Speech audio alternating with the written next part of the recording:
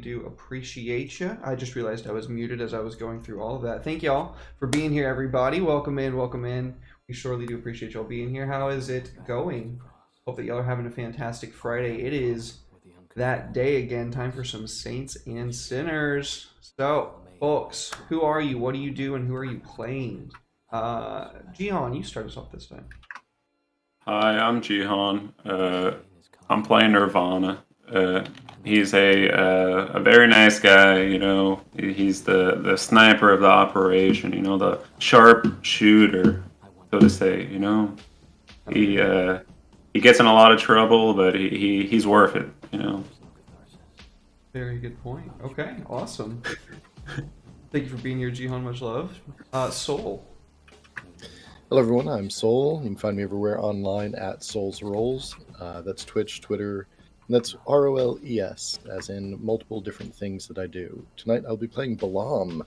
Balam is kind of the muscle of the group. If we've got Nirvana as the long range, then Balam is the short range. Provided that I have all of my limbs intact, I'm not bitter. I'm sorry. Sorry. We can blame Red for that one. Uh-huh. It's definitely his fault. Thank you for being here. So much love. Klaus, what's up, dude? Hi, I'm Klaus, the Dungeon Noob's Guide, making videos, teaching people how to play TTRPGs, and I'm playing Baldur, the face of the group, a grizzled older man who knows how to get around and use his words until he has to use his fists. Very nice. Well, thank you for being here. So much love to you, Klaus. Cooley, what's up, dog? You know, same shit, different day, buddy. But we're here and we're doing it. Hi, friendos. I'm Hooli. I am the OG hooligan of Heroes and Hooligans. But here you can find me on DMDM Studios at Friday nights playing Hanan. Hanan is the group's pilot and tech person. She pretty much stays the fuck out of Dodge to make sure everybody can get the fuck out of Dodge when the time comes. And that's her gig. She just talks to the chicks and make sure we get out after we hit a lick. That's the end of it. Fuck yeah, dude. Talk to the chick after you hit a lick. I love it. Well, thank you for being here, Hooli. Much love to you as well, dog. I'm so glad to be back. It was so disappointing to everybody out there that we couldn't make it last week, but you know what, you guys, I'm sorry. Life happens. Sometimes we gotta take some time off, and y'all know how it is. Sometimes you gotta call in sick to work. It was basically the same thing. So, not this week. We are getting into it. For those of you who have not joined us for the last episode, Saints and Sinners is a Runners in the Shadows AP. That is a Forged in the Dark game, which it's basically like a heavily modified Blades in the Dark if you are playing it like you're playing Skyrim and making it into your own video game. Other than that, it's cyberpunk and fantasy all blended into medium far future-ish. 2551 in the Enclave of Seattle is the setting that our homies are in, and I think without any further ado, we're gonna get right into it. When we last left off, our Saints got into some shit. Who would like to run us through what happened last time? I think you're muted, Hooli. Yeah, Balam lost his arm last week, so I'll do the talking this time for him, so he doesn't have to roll us through. So we took a mission like we typically do, and we get to this place, and things are going real good. Baldur is a fancy pants, and he takes Balam to be his guy, like his bodyguard, and they get down where they need to go. Nirvana gets posted up to make sure that he's in a good range to handle business if shit goes sideways. And shit went sideways. Balam, arch nemesis, Sinner, I believe his name's Sinner 002 now, showed up and wrecked the frickin' party after Baldur started getting crunk with the guy that we were there to pick up, our contraband that we were meant to be smuggling out. Which then, I don't know, maybe caused a little bit of a scene. Maybe it didn't. That's nobody's business. Arms got lost. We don't have to delve into that again, but it's a thing that definitely happened. And we all made it out with the package and mostly intact. It's true. Which So, was successful. what was the package again? Who else wants to get some a reroll out of this one? Son of Satan. Oh, well, Hooli took it. Sorry. No. Oh. Unless you want to tell me his name. No, if you guys want to have a reroll, I'll let you do that. But I do know his name too. Stephen. I believe his name was Kelbane. Callum Bain. Yep. Tell us. Fucking Bane. I This thought it is was. the notes I have on him. Bastard. Will try to escape. Devil's son. Possible sinner. Definitely wasn't a sinner. Way easier to deal with. Yep. No, just Yeah, I had a great time with him. Yeah, I bet you did. Well, that is going to be bringing us up to now. So let's see. When we left off, I believe that you guys were coming back to your home base where you found another entire branch of Saints already there and kind of looking through all of your shit. So I think that's probably a great thing for us to come in on. You see a great number of heavily armed and armored men, some wearing this like runic plate mail with like these big fuck off swords strapped to their back, like flipping tables and looking through shit. You see others with like laser rifles that are like underslung with grenade launchers that are like overwatching the entire operation. You see like these drones that are like kind of spider-legged and they have these big hives set into the centerpiece. They open up and like nanite swarms kind of come out and begin like going into the vent systems and just scouring everything. These are probably some of the most well-funded, one of the most well-funded organizations in the entire Order of Twilight. What do y'all do? Question is, are they touching my shit? You just got back in your ship, so No, yeah. my other shit.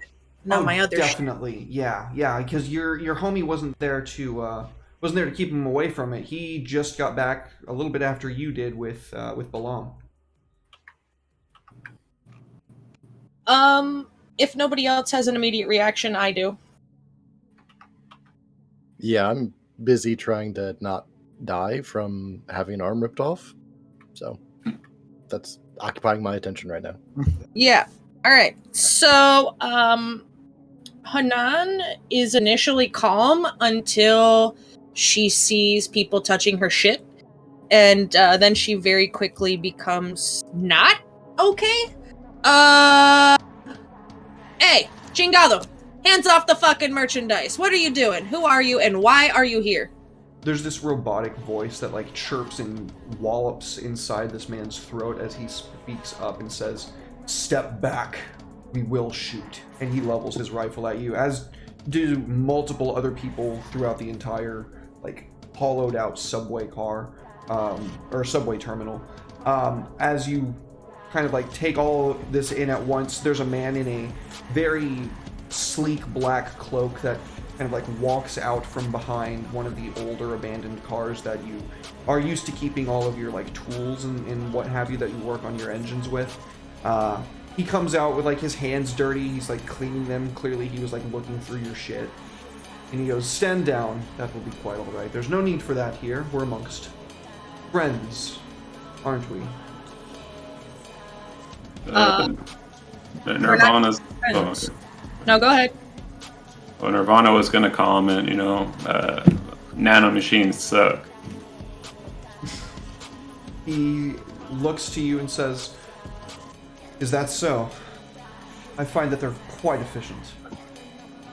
Find out everything you need to know about somebody in just under a minute." Correct. How'd they find us? I say to our friends here.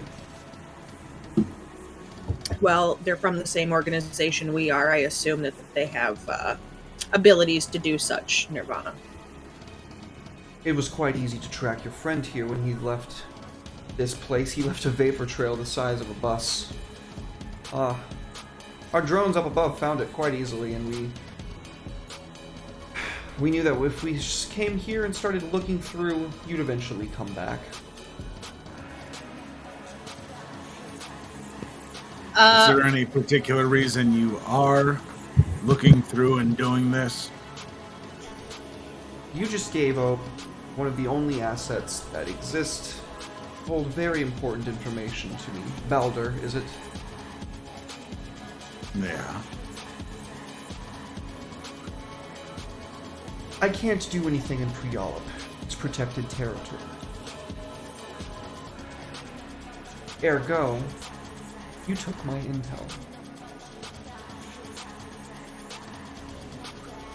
Should have been faster getting it. Is that so? Well, it just so happens that I'm not the only one that really needed this information. In fact, our liaison to the Order of the Twilight, madam, if you would be so kind. And nanites kind of like swarm out of the vents and form this semi-transparent female form. She's very lithe, like almost a rail, and then you recognize that she's an elven woman. As she like kind of is formed into existence by this swarm of nanites. Her voice is this kind of robotic thrum, basically the little bots vibrating against one another to artificially make her sound. Can I, let's see, what kind of role would you guys want to make to recognize somebody that's up the chain but not well known?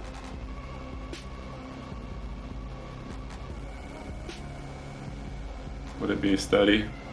It's completely up to you.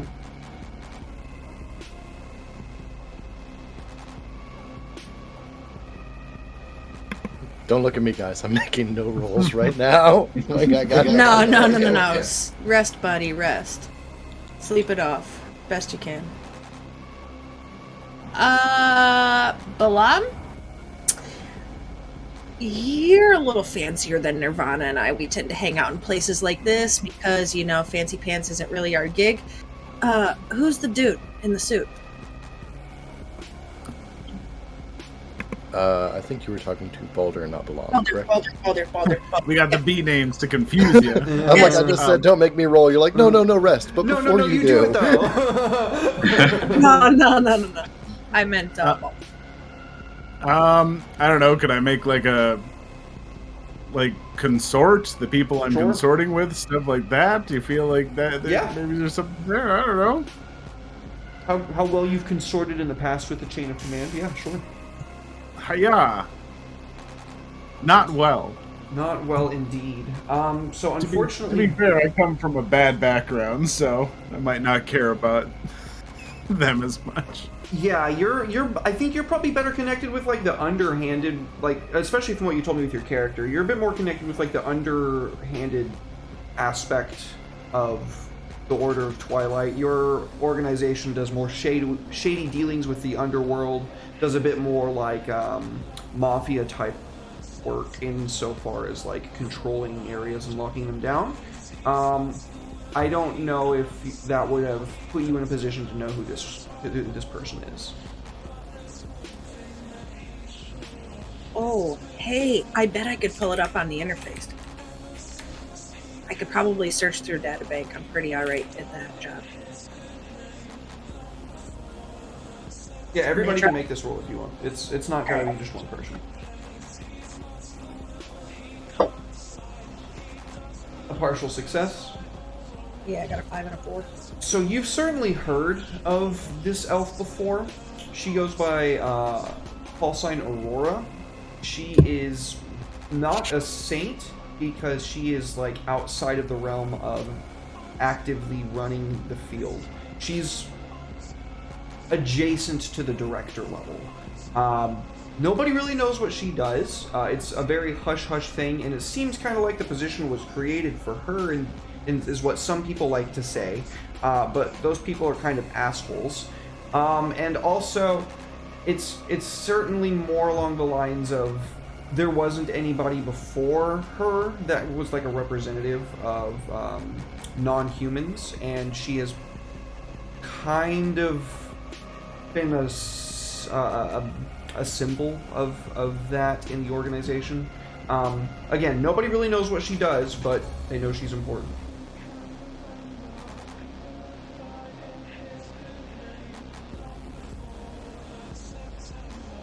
If anybody else wants to make a roll, you can. Otherwise, I will continue. Yeah, if nobody else has it, I'll just relay that information on to my partners in crime here. I studied, I guess. Okay, you got a 6. Of course you did. You have learned through some wheeling and dealing. She has kind of cemented herself as basically the person that runs any and all Black Ops that are even considered Black Ops to you folks. Specifically, anything that's like dealing with non-humans being subjugated en masse. So, in any countries where it was not particularly well taken that non-humans are a thing a few hundred years ago, she and her ilk have been kind of dedicated to breaking down the organizations that would suppress non-humans. She has done so through kind of not the best means, through like means of fomenting insurrections and violent, bloody revolutions, but she's gotten the job done. One by one, everywhere that she turned her fucking hands, shit changed.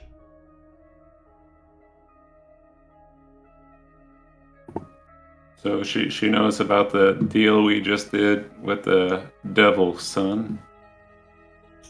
One would probably expect so, yeah. Man, how does this stuff get out so fast? Is Pixie the Fixie in on it? Do you ask that out loud?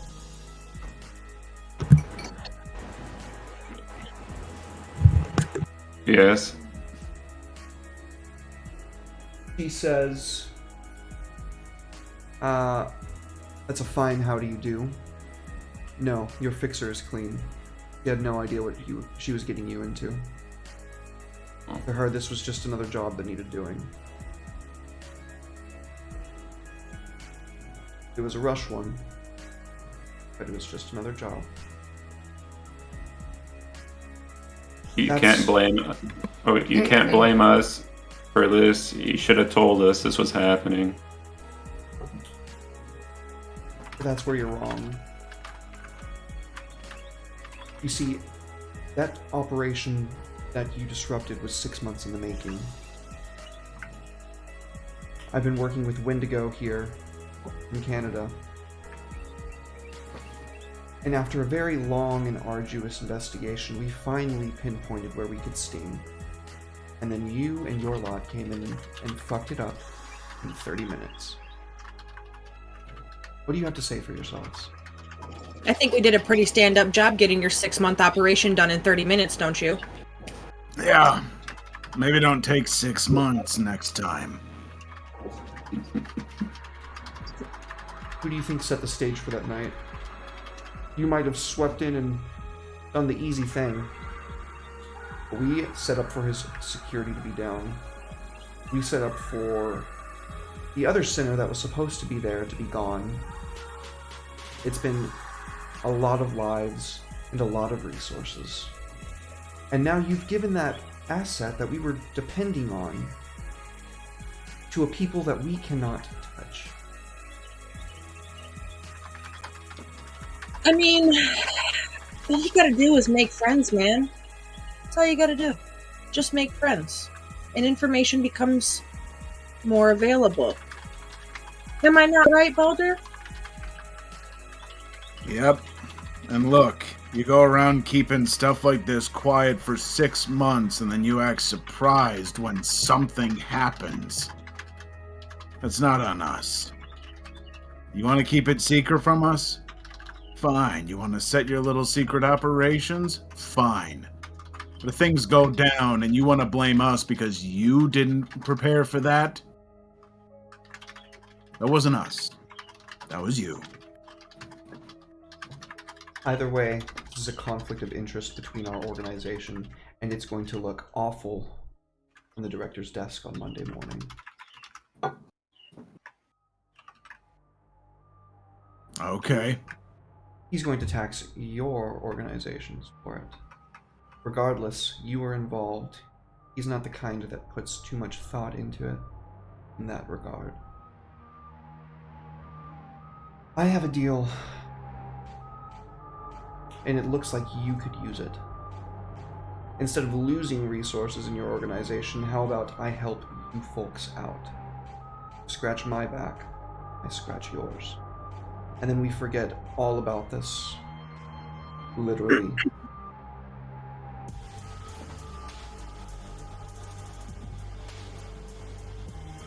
Go on.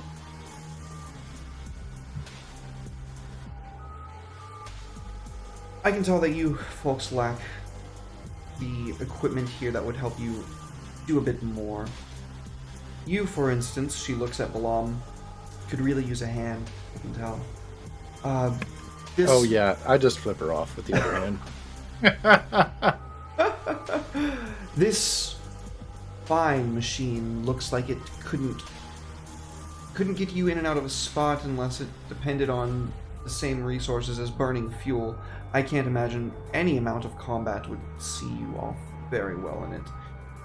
As for you, I saw your little stunt a couple months back.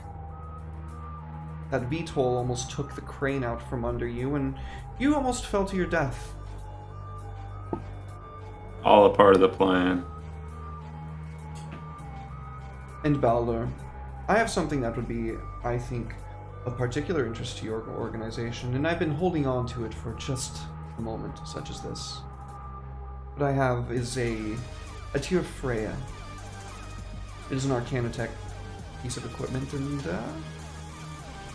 I just so happen to have some of the best surgeons that could help all of your needs out in this regard. She's referring to you and to Balam. What do you say?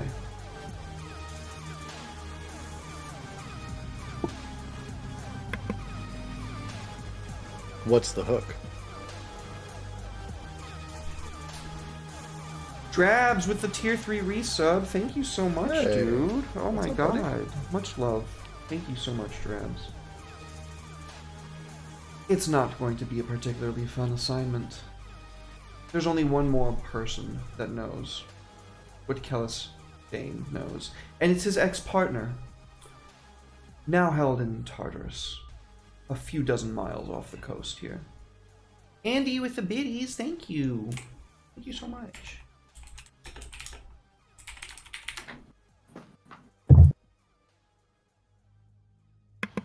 So you give us the gear, we do the job, and then we're square. She nods.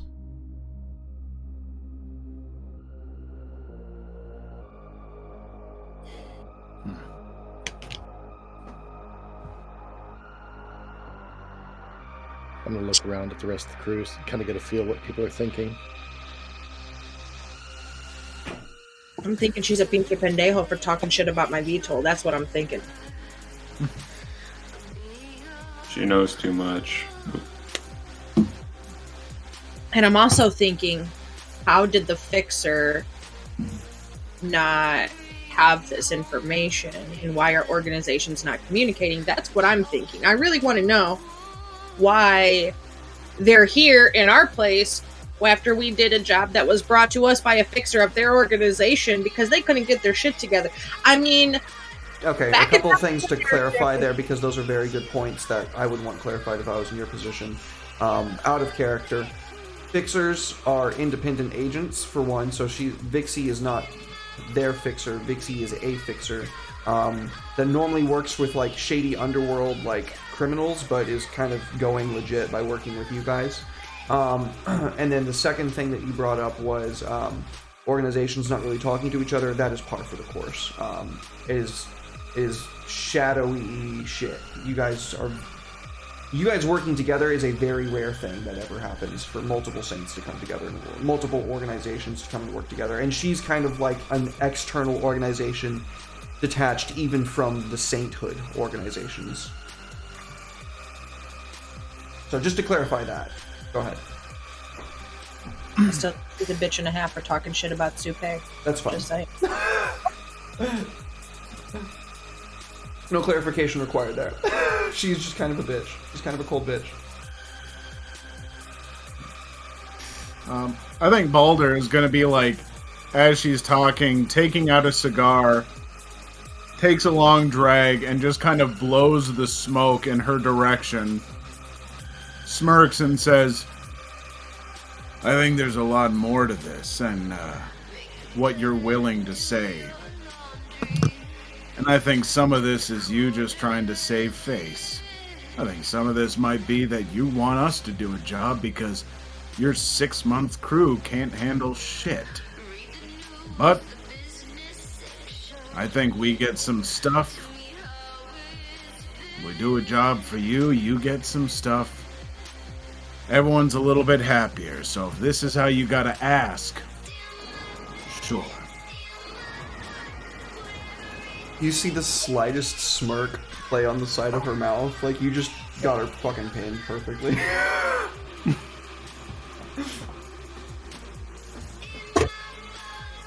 She doesn't say anything. She's just like... She's waiting for the affirmative, basically, but, I mean, she's... You got her, yeah. You definitely fucking got her there. Rest of you in, because I think it sounds fun. Balam will definitely nod. I hope the mission isn't going to be anytime soon, because I kind of wave my stump generally in her direction. This is going to take time to recover from. A very fat VTOL suddenly... Hey, we don't body shame the VTOL. We don't body shame the VTOLs. That VTOL is thick. A thick, with 2 C's, VTOL arrives at the end of this like hollowed out tunnel, and then kind of very delicately lands on these extended like foot pads. The cargo door opens up, and you can see multiple white, like, has-suited individuals coming out with presumably the equipment that she just promised you. And on the inside of this, you can see it's just like sterile white. It's like blindingly white to look into. And she says, the mission is in a week. You will have a few days to sort out your affairs. We will take care of things.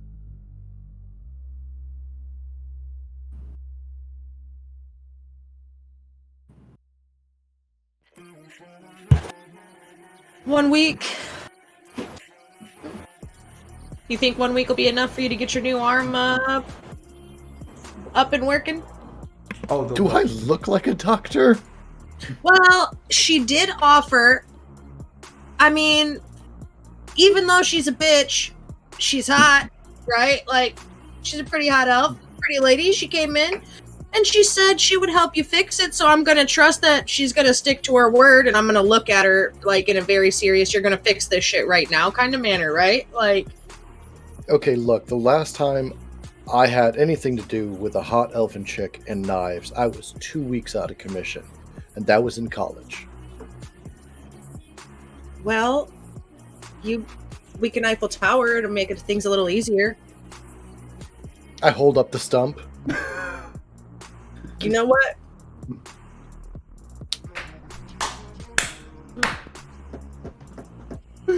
Oh, Jesus. And you can have fun in college. Oh, Jesus Christ. So as you are kind of discussing things, she kind of asks once more, is there anything else that I can kind of do to sweeten this deal for you?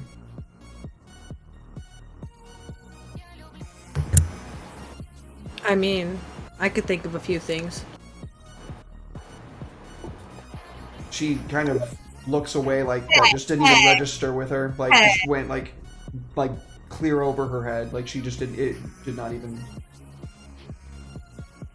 Get your nanites out of the data sync. That's not what I was talking about. I could think of a few technologically advanced items that you could probably get your hands on that I could install into our equipment to make operations a little bit easier. Just saying. She says,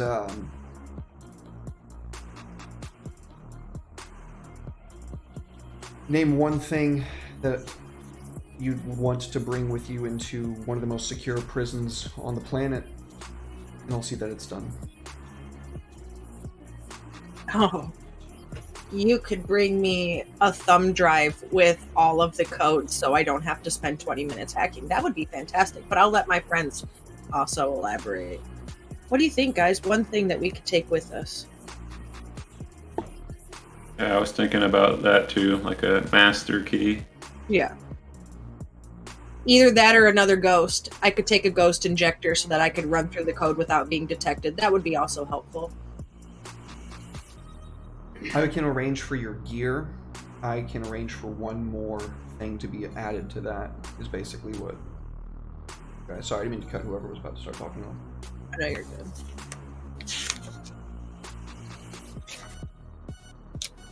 Because I have my T2 drone, but my code injector is a tier 0. So that's in high level security. The tier 0 on my code injector is doing what I want it to be. If everybody's in agreement with that, she can definitely arrange for that.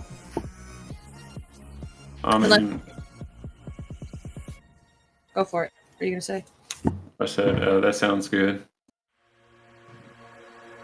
Okay. So, I'm dropping this little info pack into y'all's chat thing. You should be able to access this. Boop.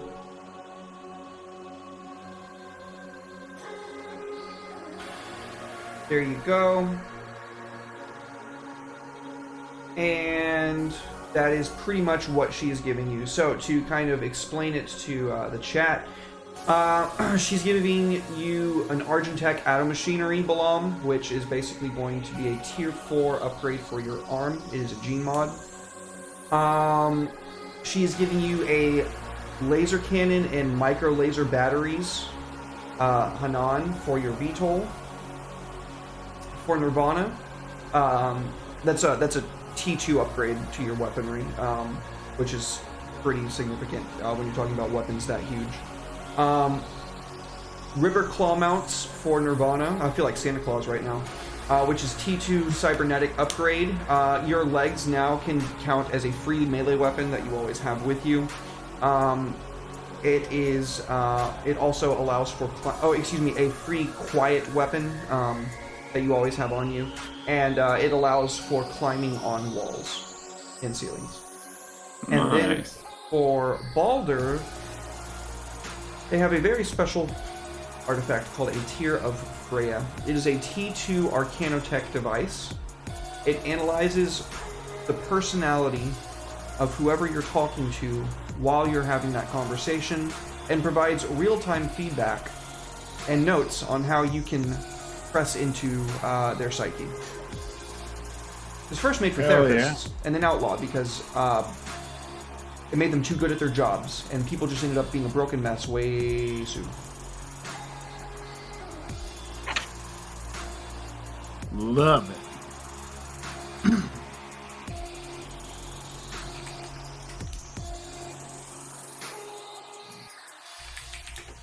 I'm gonna be like Spider-Man. So Drabs just ran Limit Break, and I'm going to hold on to that one until we get into the prison. Oh no. Yeah. I think that's what I'll do with that, because we're still in the free play mode right now, and that wouldn't really be a good time for it. Swear to God, Drabs, if you cost me my other fucking arm. Swear to God, man. If you cost Now you it's the new time to one. lose a leg. You know what? That's fine. You know, just fucking piecemeal me out. Just part me. Oh my God. All right. So you all effectively are getting outfitted with your stuff beforehand. Now the kicker to this assignment is going to be that you are going into this prison as prisoners. There's only way that they're going to be able to get you in safely, because otherwise the automated security with all the anti-air, all the other support that they have would be literally suicide trying to fly in here under the radar. The best thing that they can do is an unauthorized prison transport, where they have jury-rigged what is close enough to the model and make of the VTOLs that they normally use, and that's what they're going to be transporting you folks in on. They're going to be locking your stuff away to a location that you will have and know of, the specifics of which obviously do not matter because this is Blades in the Dark hack. Except for until when you decide to tell me that that's where they put your weapons. So, Any questions before we go into the old heist deal? It's not really a heist, but you know what I mean. I guess it's kind of a heist. You're literally getting contraband. Probably gonna need to look at this arm a little. Can I take my legs? Can I take my legs into prison? Yeah, you guys are going to be outfitted with your biotics, like, for sure. They're going to be storing your VTOL away, Hanan, for getting out, but definitely not going in. So it'll be kind of up to you guys to secure your own exit. Hanan's going in too? Oh, is she going to take a week off? Oh, okay.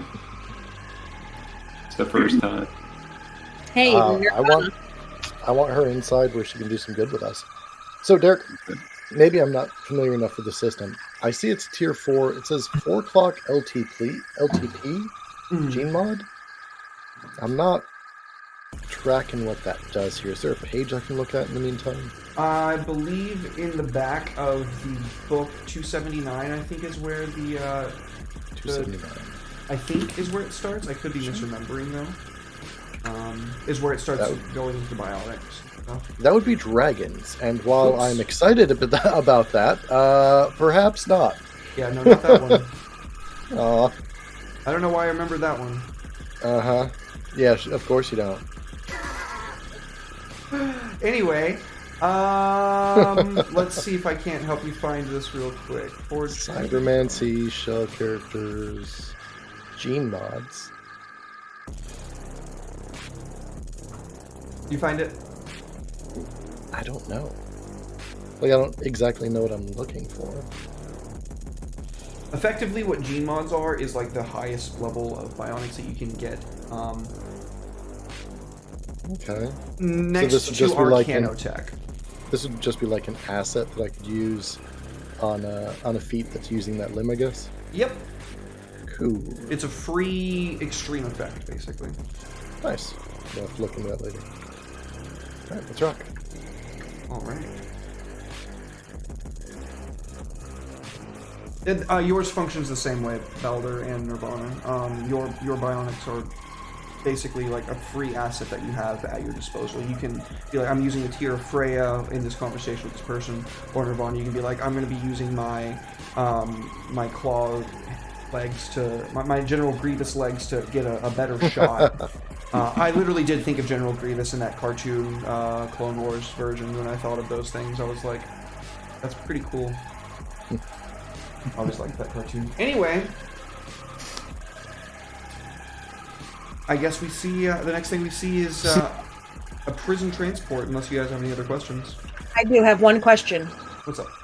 Are they hiding Supe in, like, auto-call drone range if we need it for a, like, immediate backup?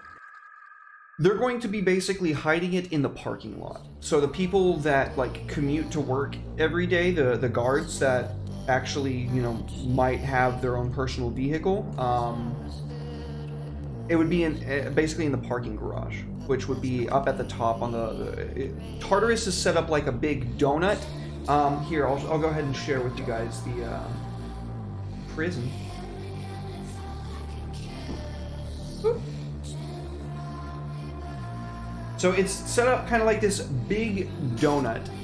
There's multiple like blocks set into it that go all the way down to the bottom, and then this donut is kind of like the perimeter wall that goes up until above these blocks wherein are the actual cells. For the most part, there is very restricted movement in Tartarus, but it is also kind of hands-off. Guards don't really go into the cell blocks because it's kind of hell there. You kind of get fucking killed if you go there. It's kind of left to the prisoners to manage themselves.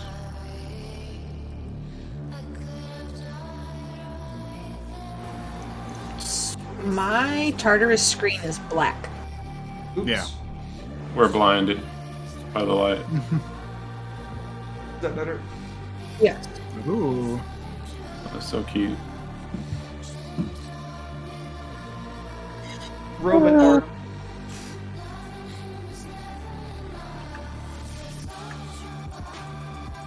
All right. So we see this large makeshift prison transport carrying all of you. As it lands on the inside of this donut, it goes down to the very depths, where you are very roughly taken out and put into these basically laser shackles. This like single green line connects your wrists to one another, and then like where they connect between your wrists, it goes down to ones around your legs. When you are shuffled into the actual prison cells, and after you are processed, you are given fake identities, obviously, so there's no record of you being here. They take the chains off, because otherwise you'd just be like asking to get fucking killed. And they let you loose. The loud buzz of the mechanical doors, and as it opens, a rain-filled prison yard greets you. Huge 90-story prison cells, probably about 8 of them in total, sit inside this donut. And it is not a very nice place. People are already sizing y'all up, looking you up and down, looking at the fresh meat and thinking, oh boy, I can't wait to fucking probably kill and or rob this person for whatever they don't have, because I don't really have anything either. I'm in prison. And I'm gonna kind of leave it up to you guys. What's up? I'll say, guys, wait. I know how this goes. Look for the biggest person, the baddest person. You beat them up, become the real big dog. Yeah, except for we're not trying to stay in prison. We're trying to find our shit and get. Oh. And if you didn't look around, that's me. By the way, we do have to survive in prison for a little while here, so be a little smart about how you conduct yourself. All right. I'm just going to go ahead and point out, I'm not sure if you figured this out or not since the time that we've been hanging out, Baldur, but conducting myself really isn't in my play card. It's why he's bringing it up. All right. Baldur is gonna be. I want to playing up the surgery a little bit here. I want to play that up a little bit. Baldur's not really sure what Baldur the or Balam? operation. Sorry, Balam. Now you Damn it! I have an identity crisis, and in my heart of hearts, I'm a silver fox. But okay, whatever. Fine. Yeah, Balam's going to be playing up the surgery bit. Well, I'm playing up the surgery bit on Balam's part. He's going to kind of probably look to Baldur, honestly, as the guy that knows what the hell's up, and say, so, who are we here to shank?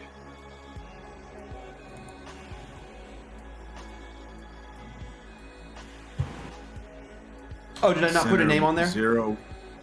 It's a Sinner 017. I don't know if there was a name or. So you are here to get information on Sinner 017. Yeah. Information I forgot to put the name on it. The person that you're looking for is named Ferris. Ferris. Okay. Do we have any good intel on them? Where they hang out? What crimes they did? Ferris is not a human. It's all the intel was able to provide, and he runs a gang. Okay. So, first things first, I'm going to turn to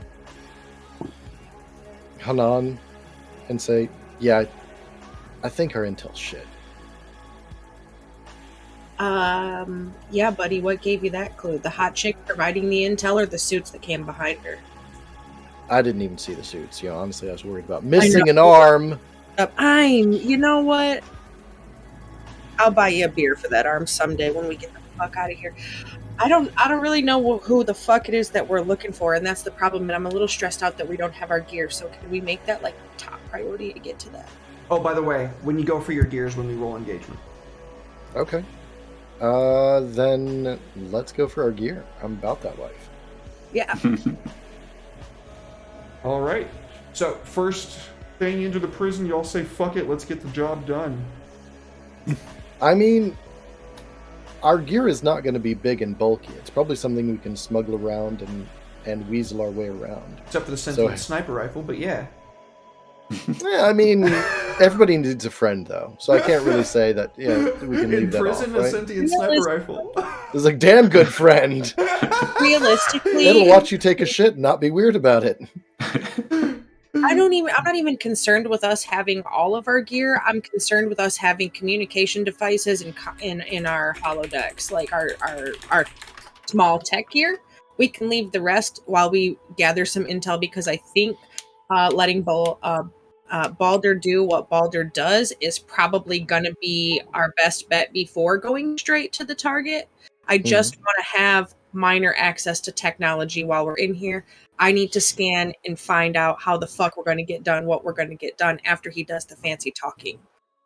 Just so you know, sorry, go ahead. I was going to say, Boulder might advise caution, and we might want to do some walking and talking before we go and get stuff. Because the moment that we have our shit on us, the chances get a lot higher that someone's going to notice and shit's going to get out of hand. And I'd like to know what direction I'm going before I gotta go there. And this is why I stay in the VTOL. Okay. Fine. Yeah, I can prowl around and get some intel. But is the guy here, or are you just getting info on the guy? Not Sinner. Sinner's not here. The guy Ferris has information on him. That's what y'all are here to get. You're here to get the information from Ferris, who you probably cannot imagine is going to just be willing to give that up. So we kill him.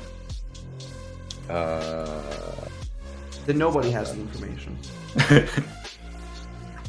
Nanomachines can get it. Nanomachines, son. Nanomachines, son. I got that reference earlier, Jihan. Alright, I'm gonna prowl then. Alright, so go for engagement.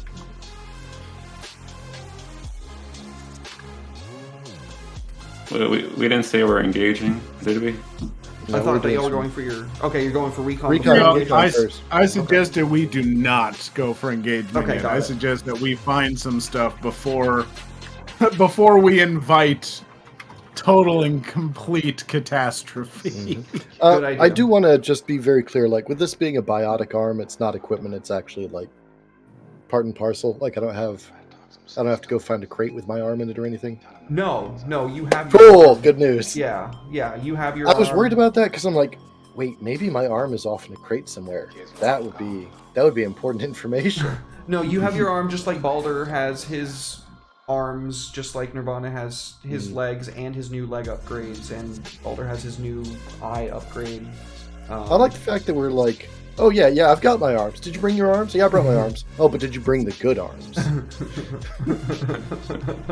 Oh, joke. What is it? What does your new arm look like, by the way, Balam? If it's biotic and gene tech, I'd like it to look similar to what my OG arm. Yep, just matching. That's kind of what. Yeah, that's kind of what we're paying for with biotics and stuff, right? Especially tier 4. Yeah, you can take lifelike for free on tier 4, so yeah, Oh, hell yeah. absolutely. Yep. Cool. Okay.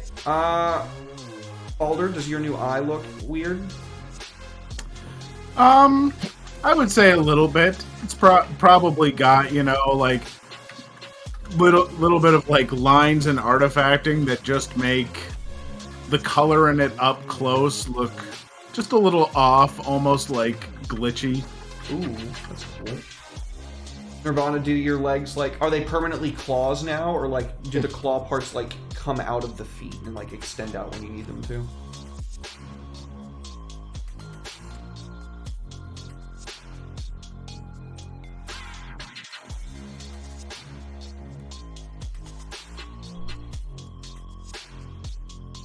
I think you're muted, Jihan. Oh, sorry. I thought you were thinking really hard. I was like, I'm just gonna give him this time. He'll tell me. He'll tell me when he knows. Can I make them look kind of like sneakers? Look like sneakers? Yeah, sure. Yeah, some what are those ones that roll around? Converse? Oh, Heelys. Sketch. Yeah. Heelys. He's got Heelys. I would like to pitch the idea of black Air Force Heelys. Just for you. Just for you. Yeah. Nirvana's definitely black Air Force activity Heelys. Yeah, because he's got hops. He's got hops. Hanan, I imagine it'd be very difficult to hide a laser cannon and like 2 micro laser batteries on a VTOL. Is that pretty obvious, or did you like do your best to integrate it in a hidden way? Between Chopper and I feel like we did our best to build it where it's a retractable system, so that way it doesn't slow down the speed of the VTOL when we're trying to get up and get, but also it's easily deployed if needed. So I think we probably spent a little bit of time. Supay is my baby, and we painted them as well. So when they pop out, they'll both sides. They're going to look like old B-52 bombers. How they were painted. Yeah. Red, because that's Hanan. She loves like antiquated flying equipment. So she's got like the Memphis Belle painted on one side, and then the other one has that like toothy grin that's on the front of the bullet sort of thing. Oh, that's awesome. Very old and like they're gonna still tear shit up. Sick, dude. Oh yeah, awesome. Okay, well, I like the little flavor stuff, but let's get some recon rolls going down. Who wants to start the first one? And how long do you take? The longer you take, the more bonus die you get. What's the formation like? Are we staying all 4 together? Are we splitting 2 and 2? Are we putting 2 in the middle and 2 on the wing? How do you want to run it? It's completely up to you guys. Are you talking about formation on the party sheet? Yeah, I'm talking to these guys about how they want to go about our plan of action. Okay, because there's a little section on here where you can like move yourselves and like put yourselves together and apart, and I was confused if that's what you were talking about on Fantasy Grounds. No. I don't know, I never even looked at that. Yeah. Maybe not on... I would say it might be beneficial for Nirvana and Hanan to go more skulking around looking for stuff. Nirvana, listen for information, find, escape routes, hiding spots. Hanan, find any kind of tech ports, any tech that you might be able to, work with now or later.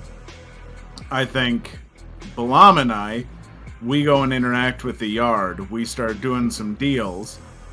Balam, you get to be the muscle again, kind of, but there's a real good chance you might have to use it.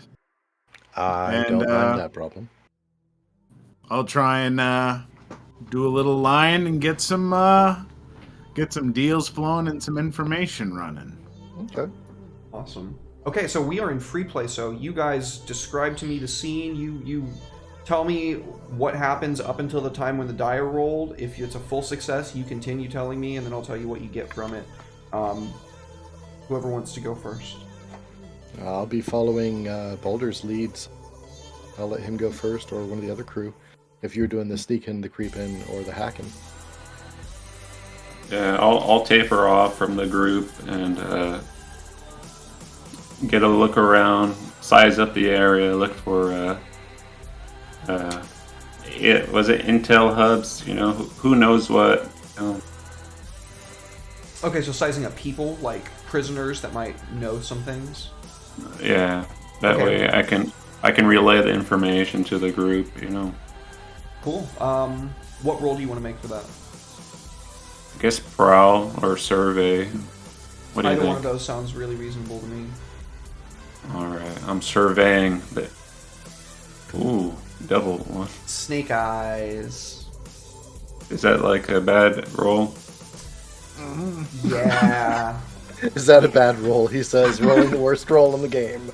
Yes, it is, buddy. So I wasn't gonna really penalize you guys for rolling poorly in this, but a snake eyes, I feel compelled as a game master. Thank you, Jay, for the biddies. Much love. Hey, I mean, hey, what a perfect opportunity to use that limit break from before and really make some shit go bad. No, Yeah. please don't do that. Yeah. Take his fucking arms. I'm sorry, I'm a little bitter. So go ahead and tell me your part of the scene, Nirvana, and I'll cut you off when I feel like it's appropriate. So I guess Nirvana's like tunnel visioning into the wrong crowds. You know, he's not good with people. You know, he's a video gamer. You know, so he's real awkward, and people probably noticed. You know, this guy's a easy mark. You know. Yeah. Well, I really do like Klaus's suggestion. I really already have an idea for what I'm going to do with that limit break. So instead, I'm going to say that you are absolutely correct. You do stumble into the wrong crowds, Nirvana, and these orcs are very used to being kind of castigated by society. And so when a Hume comes through that they don't know, they take it as disrespectful that you're trouncing on their turf, and they beat you to shit. You take a first level harm of ogre, or of let's say orc blasted. Damn it. Oh, I don't like that. Yeah. Hey, can you paint the picture of that? How did they blast me? I'm gonna walk away at painted and. So you stumble into like a lower level of one of the cell blocks, which ends up being a showers, and they are like, "Yo, what the fuck are you doing in here? Are you some kind of pervert?" And to protect their own, what's sort of looking for, modesty, they beat you to shit with their fists, and I think that after like they all kind of punch and kick the shit out of you, they spit on your back and all kind of walk out. Dude. Just trying to make friends. Sorry, buddy, Snake Eyes. They weren't the friendly kind. They are a prison gang, and they're used to being mistreated by humans. We're not all the same. Yeah, but they're in prison, and that gets kind of lost in the translation.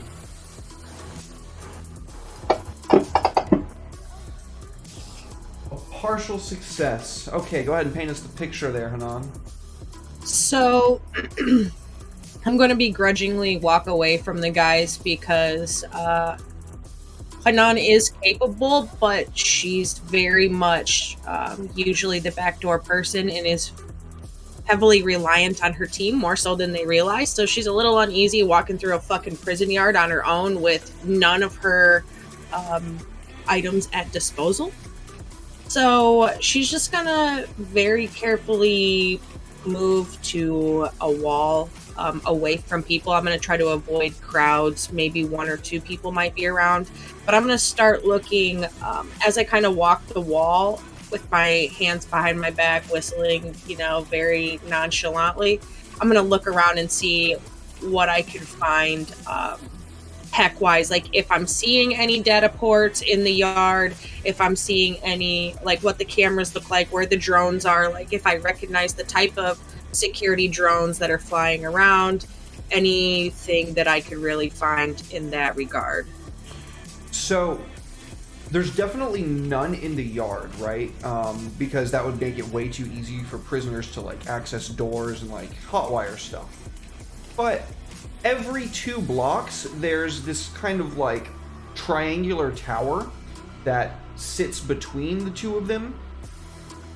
And you can see multiple drones coming to and from there, like every day that you spend during this week, like, you know, walking around and learning what you can find.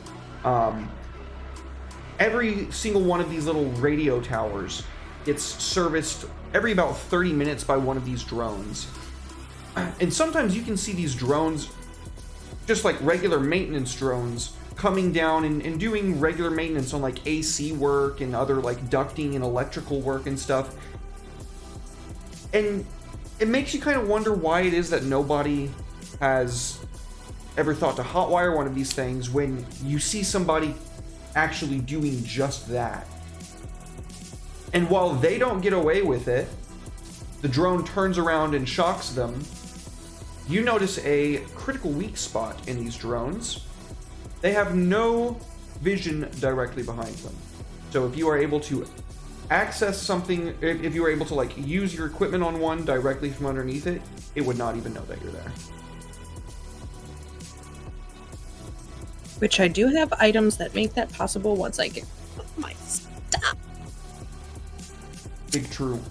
Really salty. I'm very actually salty. And when we get out of here, I'm punching right through that digital asshole elf lady. As soon as we get back and she says, I want my merchandise, I'm gonna say, yeah, here it is. And I'm punching right through every digital block of her face. That's it. Oh, Jay, so much. Thank you. Thank you so much for the biddies. Yeah, so that's Hanan's time right now. That's what she's doing. All right, Balder, I believe you are next. Balder is going to take a moment looking over the yard and all these people who are sizing them up. And he wants to find someone who looks young and tough and cocky who's really sizing him up.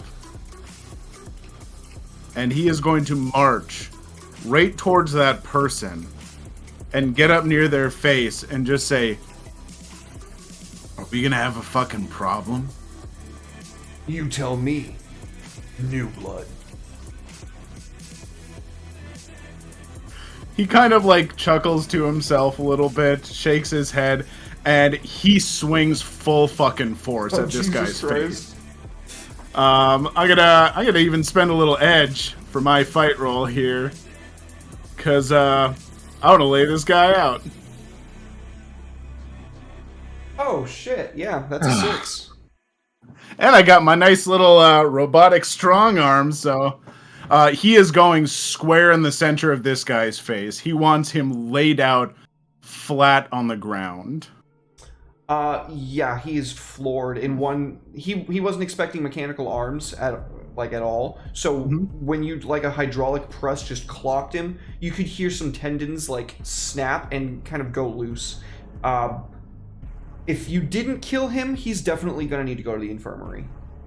Yep. He is going to lean down, like grab the guy's face and point it towards him, and just say, "You call me New Blood again, and I will crush you."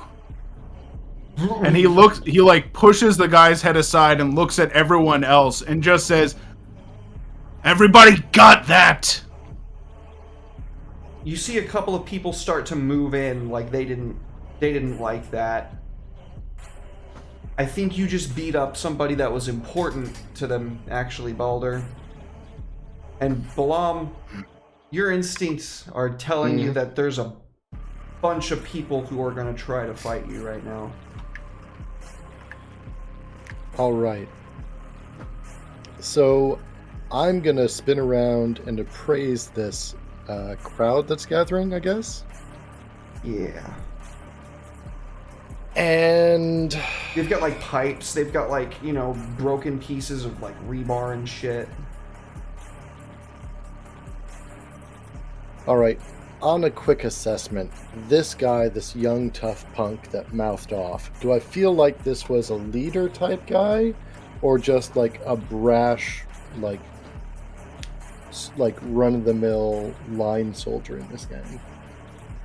You can see some of the same tattoos that he's got on his face present at like points that would be specifically considered important on other gangsters here in this prison.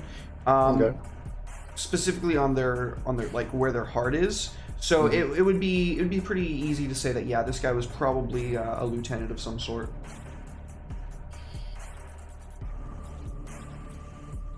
All right, so with mental apologies to Balder, I'm going to say, yeah, if you think the old man could do that to him, imagine what I'm going to do to you.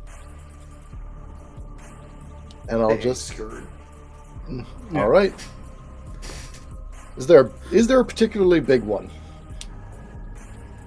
Ooh, can I actually assist Balder with this too? Oh, sure, yeah. With his like intimidation, or not? Balder. No, I'm doing it. God damn. It's contagious. I didn't No! even catch that. You said it that time. Yeah, I absolutely. did. you I can was roll just gonna let it assist. ride. But I don't know about rolling an assist. I would love to just do a little stress to maybe forget give him how a that bonus works, yeah. for whatever he's gonna do. I would like to like stand up slowly, seeing them, and lightly put my foot against this guy's neck who's down on the ground. And looking at everyone and somewhat using my ability to hold the attention of a hostile crowd, Oh, nice. I'll just be like, I don't know how many of you young idiots want to die, and how many of you want to learn your place. But if you keep walking towards us, your place is going to be down here with him. So they all kind of stop because their lieutenant is like having his life threatened right now. But one guy doesn't. And this is a troll. Lumbering and with fetid green pockmarked skin, he comes. And he's got this huge fuck off sewer pipe that he's holding, like dragging behind him. And he's got that same mark right over his heart, indicating he's just another line soldier. And he liked that, Lieutenant. He gave me extra chocolate milk. It would be synth milk. From a synth cap. Yeah, it's synthesized milk. It's just protein added to water. It doesn't taste right. But the troll is Angie.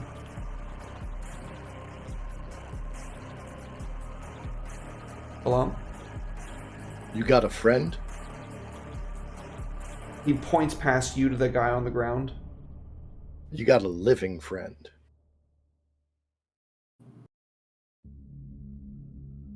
Got a lot here.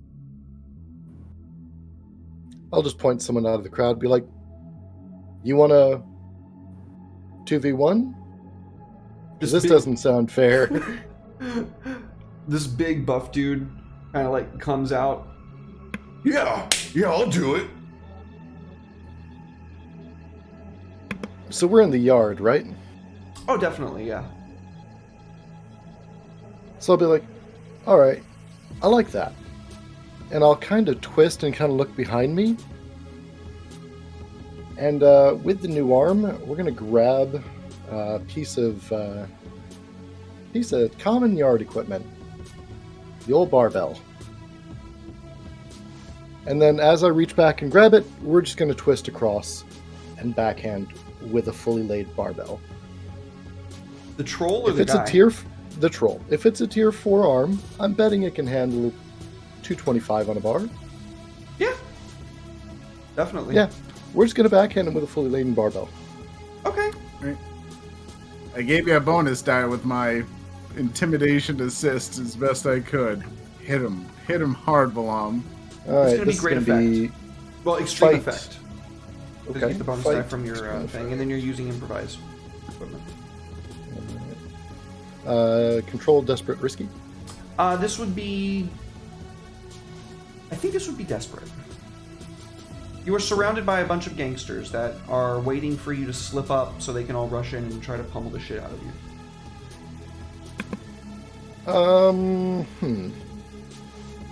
Devil's bargain. I'm going to pitch one to you real quick. Give me an extra die. I'll take an automatic 1 harm because it is really close to the surgery and it hasn't quite healed yet. I'll take that. Sounds good. Yeah, take tendon tear as a first level harm. Sure, I'll get to that. Yeah, right there. Got it. Probably should not throw this sort of stuff. I'm trying to remember how to do this. So just click the die there. Yeah. Oh shit. I just Diablo'd that sumbitch. Oh, 3 6s! Let's Oh fucking go, my dude. God. Jesus Christ. What happens? So I imagine the troll is pretty tough, pretty solid dude. So I kind of like, okay, yeah, that seems good. I reach back and I grab the bar swing it across, and it hits the troll. The troll isn't exactly knocked down at the first hit, stout enough to actually take it, and the entire barbell C-shapes. As the troll poleaxes a bit, I don't know if he's downed, killed, or where you want to put him, but I'm just going to toss the barbell at the curved barbell now at the feet of the other guy and be like, okay. Everybody Looks drops like their it's weapons. 1v1. Everybody in the crowd drops their weapons. The guy is very quickly left just standing there holding this old pipe and just kind of slowly lowers it as everybody around him flees. You know, we could just say that it was a draw, and we could call it that. And he just like Believe- very quickly like turns on his heel and starts walking away. As he's walking away, I'll shout out, yeah, my friend could use some chocolate milk. Let's get them owing us some milk now. I turn back to Baldur and be like, son of a bitch, this hurts. Yeah, pushing it a little hard with your new toy. Yeah, it's not dialed in quite yet. We'll see how it goes.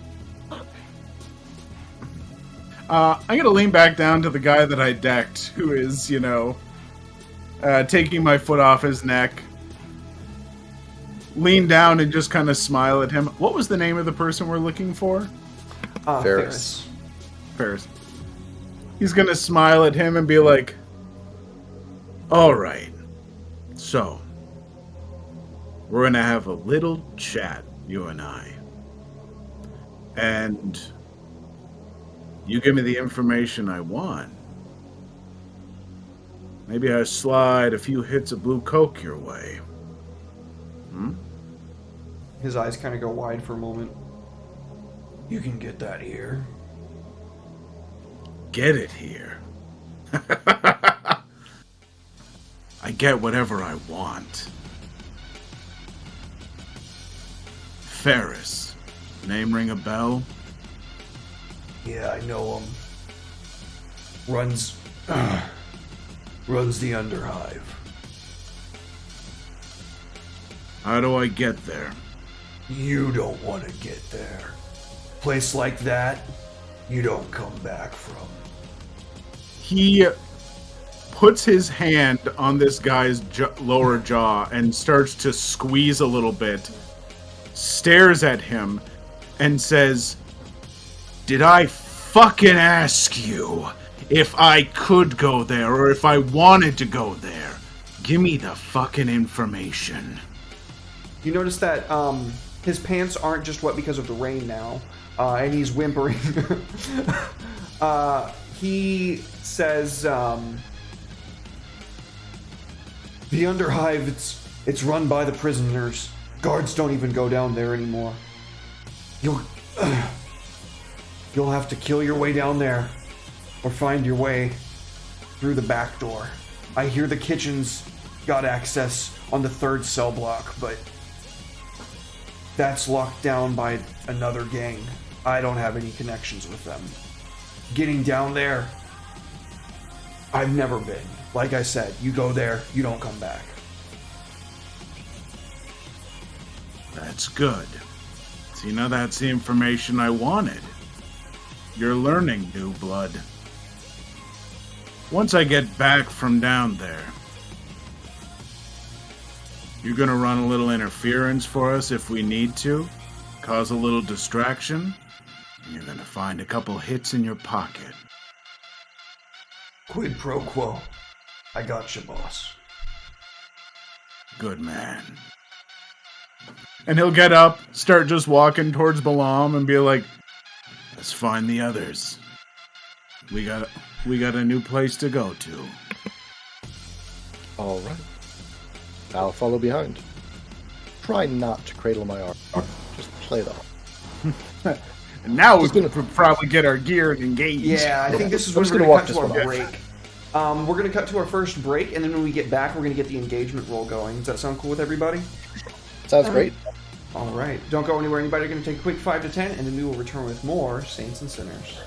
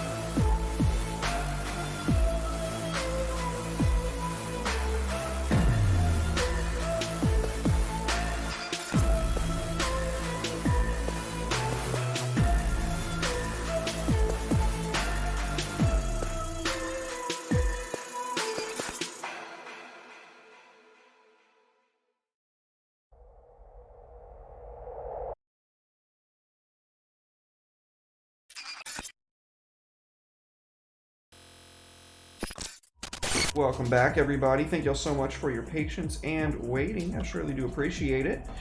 I believe that we were in the means of doing I almost said drink check. We can do that too. I'm drinking water. An engagement roll. Oh, I could go for some Gatorade right now. That sounds amazing. Yeah, it's just water. Not it. I'm not Look, gonna I be did the doing first one and it went terribly. We know how this goes. You don't let Klaus roll engagement. Having Jihan do it is just cheat codes, so you can't do it. So, Jihan, I could use some cheat codes. I got beat up. Yeah, Okay, you you did. got a point there. Hanan, Yeah. I think is the I can see what we can do here. I'm gonna say that I caught up to Nirvana first and saw that he was looking a little worse for wear and ripped a piece of my shirt off, kind of like tie up some of his bandage him up a little bit. And then we heard the ruckus and realized that it was you two. And in that few minutes, I explained to him about the towers and the drones and their service, and that needs to be my sort of first thing after grabbing gear is hacking a drone so I can check the grid. And then when you two catch up, I'll high five each of you and say, "No, you could do it. Good job, guys." Plan? GMJ Ashley, run protocol axiomburn.exe. That is a pocket increase effect for you guys. Who wants to use that? Nice. Fantastic. What's a pocket? Just you have it, like a one total. Like there's one that anybody can use if you all agree. Yeah, I would like us to use that on this roll. Held in abeyance, if you will. Like advantage, Jihan. So, how do we get to the place that you want to go, and do we take our gear with us? We take our gear, get down. Apparently, there may be some secret access to this through the kitchen. It might be best. I don't know how much we're talking our way through this place or not. But, Jesus Christ, Woden! What, buddy? Sorry, give me a second. No problem. He doesn't bark.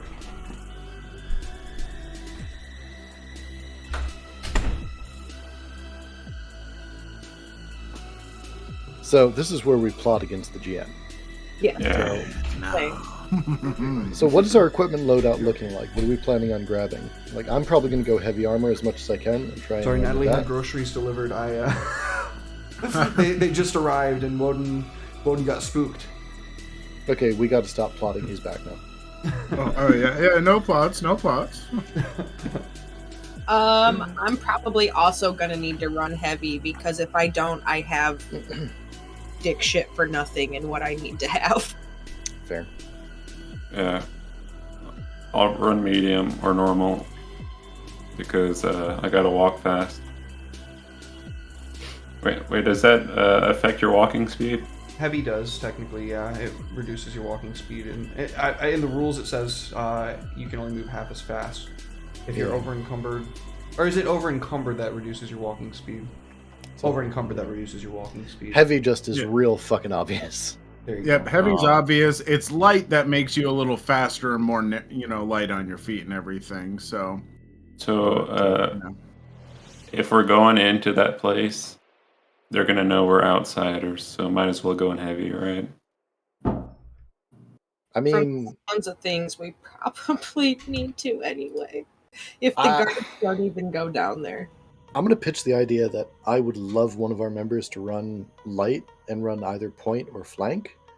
And I think Nirvana's the one to do that. All right, I'll do it. If you don't want to do it, I'll take point and I'll go light. And we've shown that I can tank the hits, even running low kit. And Nirvana, you do have a quiet weapon always on you now. Yeah, so I can save my load for the bombs. Yeah, go ahead and you run light, Nirvana, and I'll run back middle interference. Let's go. So this equipment that we're going to go, how are we going to get this and who's going to do it? It's on Hanan, right? Yes, I believe so. Rad. I believe, if I'm not mistaken, GM, she provided us with the location in the prison where our equipment would be. Yeah. It was And- ambiguous up until the point when you told me where it was.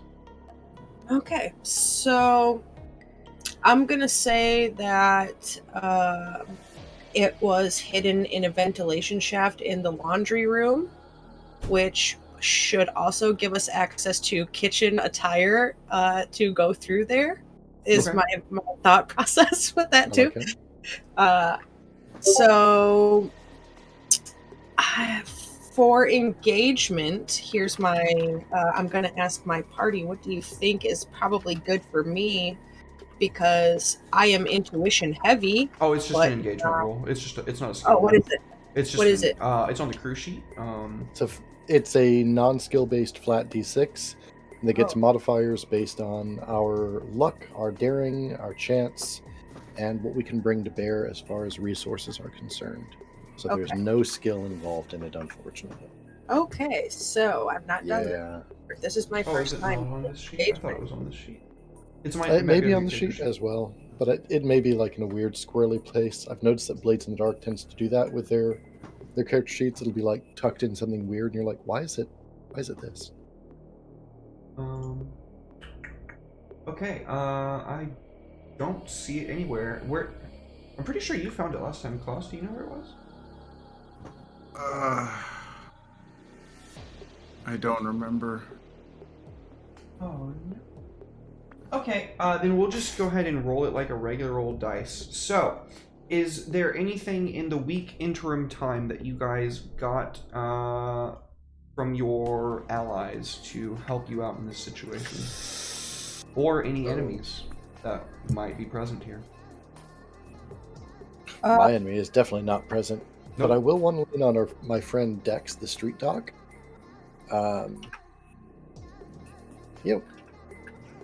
Street level drugs go pretty far, but the pharmaceutical stuff goes even further. I'd like to bring in, sequestered in my prison wallet or whatever, maybe hidden, I don't know. Some actual like pharmaceutical grade stuff to help people, not just like get you high, but like Penny I mean, oxycycline? a penny or fucking ambrosia, something like that. Sick, yeah, absolutely. It's something to trade around that isn't going to get someone high or jacked or juiced. Maybe I can say that maybe I can say I'm diabetic and I'm packing in some extra insulin for some people. I don't know, something like that. Yeah, absolutely. Something that And is that'll- actually vital to grease some squeaky wheels. And that'll be from Dex, my street dog. Okay, anybody else want to include any enemies or allies into the entanglements roll?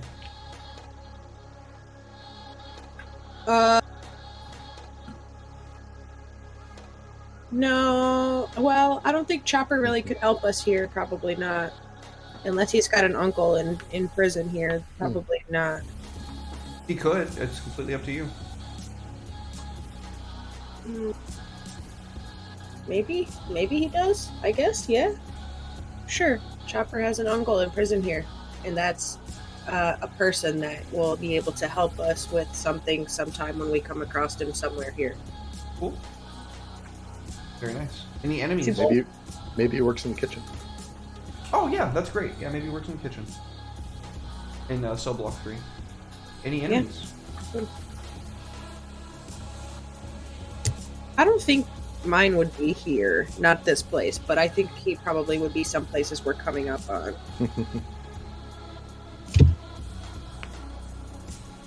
Please I'm don't. gonna say Vic Bates is here.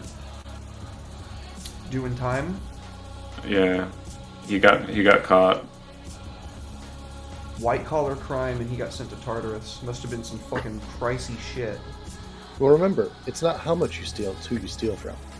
That's a good goddamn point. Blah. Yeah, maybe insider trading. Okay. He Bitcoined us. How many dice do I need to roll? So it's going to be the engagement roll, which is normally 2d6 or 1d6. then you're taking 1 die away, which would make it 2d6, and then you're adding 2 die, which would make it 1 plus 1d6 equals 2d6. Okay. I should have added the die and then taken it away. That would have been way easier. Yeah. Also, bonus dog. Bonus doggo. Bah. And a bonus dog in the background, too. Yep. I've got 2 4s. Okay. Alright. So, you are getting the equipment from the laundry chute. Is everybody with you, or are you all kind of like spaced out? You're going to meet up and get your stuff together? Probably smart to get it together, I think. Yeah, I can't carry Sure. everybody's gear at once back. Okay. So, you're all in this kind of sequestered corner of a very large laundry room. It's like a whole floor, basically, that's dedicated to the cell block's laundry. And you can see guards coming in and flipping shit over like they're looking for something specific. And just as you're thinking, that's kind of weird, as they round the corner and you're finally able to get your hands on your equipment, on your goodies, the power flips out, Oh. plunging the entire prison into darkness. In about 10 seconds, the whir of the backup generators kick on, and red light, very soft, paints the interiors of every building, and the squares very quickly deploy their drones to start diagnosing the problem and repairing it. That is going to be representative of the limit break earlier. Oh, no. Yep. Little did you guys know that for a while, just in case, that Cold Elf Bitches organization was setting up for a riot to occur here. And no sooner than do you get suited up and your hands around your killing tools does the killing begin. You can hear people screaming, you can hear Oh, shit. mass violence, you can hear the roar of gunfire from guards who are quickly overwhelmed. And now we begin everything, I believe, appropriately. Yeah, this is going to be a, I would say, probably risky situation kicking us off because you got a partial success on the engagement roll there. You are in the laundry chute room of, we'll call it block number 3. Just to make things a little bit simpler. I'll roll a fortune roll, actually, to see if y'all are in block 3 or if y'all are in a different block. No, I lied. You are actually in block 1. It is across the square from block 3. So you are going to need to get across the square, where you can tell a lot of killing is taking place. Lovely. Folks, take it away. Oh.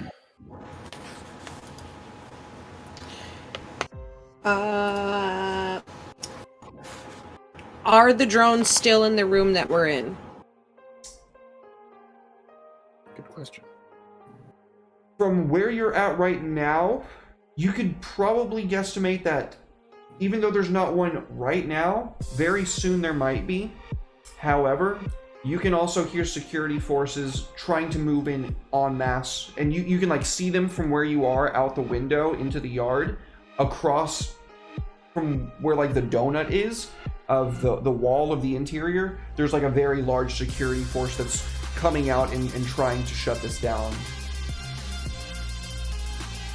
There is a maintenance drone above them. How many minutes until the guards get to me, and where's the closest maintenance drone? You would assume probably about 2 minutes, and the closest maintenance drone that you can see is flying above them.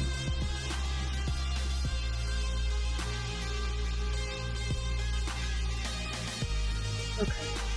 Fuck. Is there an access point in the room that we're in? It would go onto the lower net, which is mainly for powering applications electronics, but you could try to get really creative and burrow straight through into the high net. Yeah, you can try. Okay. So I think I'll hold on that. I'm gonna hold on that. I just want to get into the camera system or their internal grid that maps out the entire building. So I will start us out with an engineer role. Engineer interface, would you prefer for that? It's up to you. It's the same, so I'll go with it. I will push also, so I'll take an edge. And gear will be. I'm sorry. No, you're good. I will use my harness, which will give me another, so that'll put me at 2 bonus die, then my +2. So that should, and then risky, and then what is the effect? It would be, how many items are you using? Just 1. It would be increased effect with your harness. That would be 2 bonus die from pushing yourself. 1 bonus die from pushing yourself. Yeah. So is it standard, limited, great, extreme, or 0? It would be great effect. Great. Okay. So let's do it.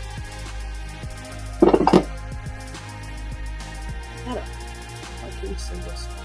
Partial success. Yeah, so I'm gonna quickly tap in with my tools and see if I can pull the map, and then whatever map I pull, I'm gonna interface to the rest of the team so that they're getting the same digital visual that I am in their outfit. Yeah, so you pull up a map that's actually got like RFID signatures of the security forces that are moving in. With your utility harness, you were able to burrow through pretty easily enough and find what you were looking for. You have a pretty close layout of at least the general vicinity of where you guys are of the security forces RFID chips, and like camera feeds. My last thing before I turn it over, I'll just say we need to move now.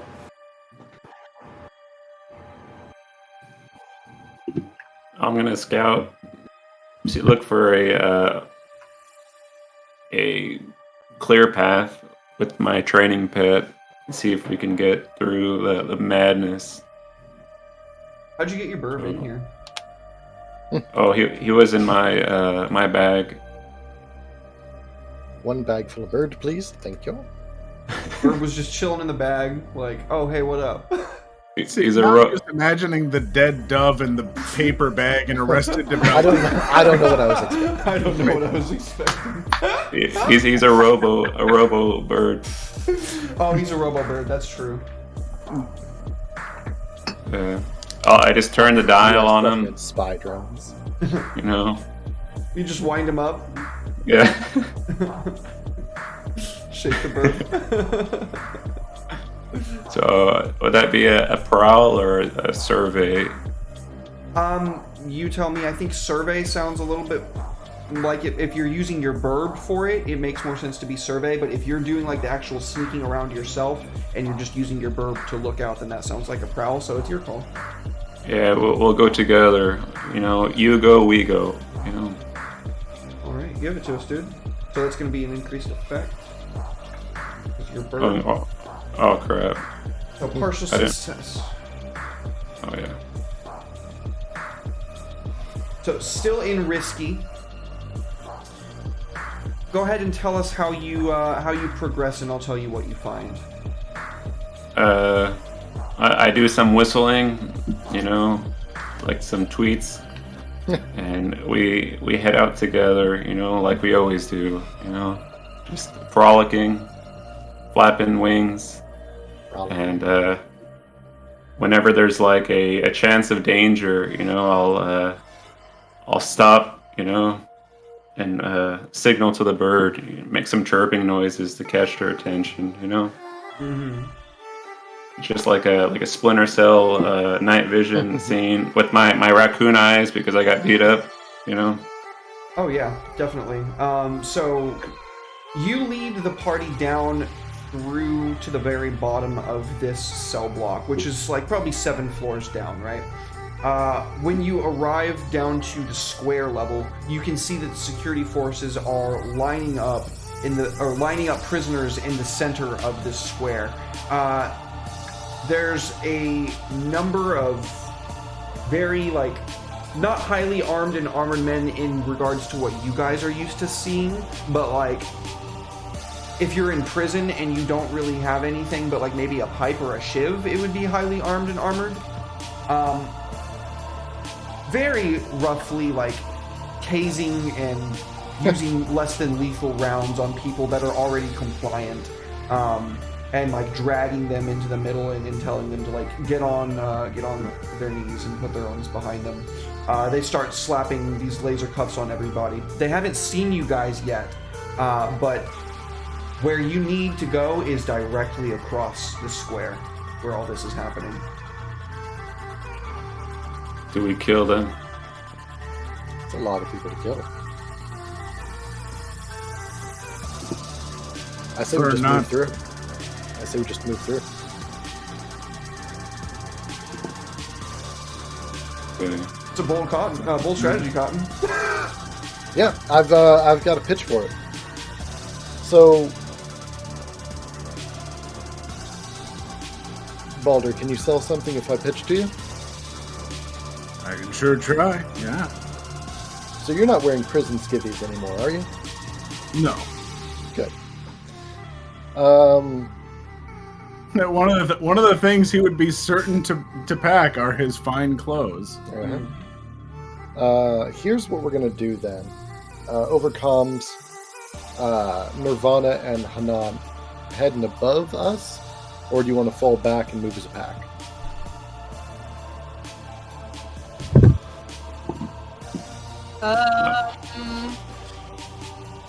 I would prefer to move together, but if you have a plan that says that we should go 2 and 2, I'm open to listening.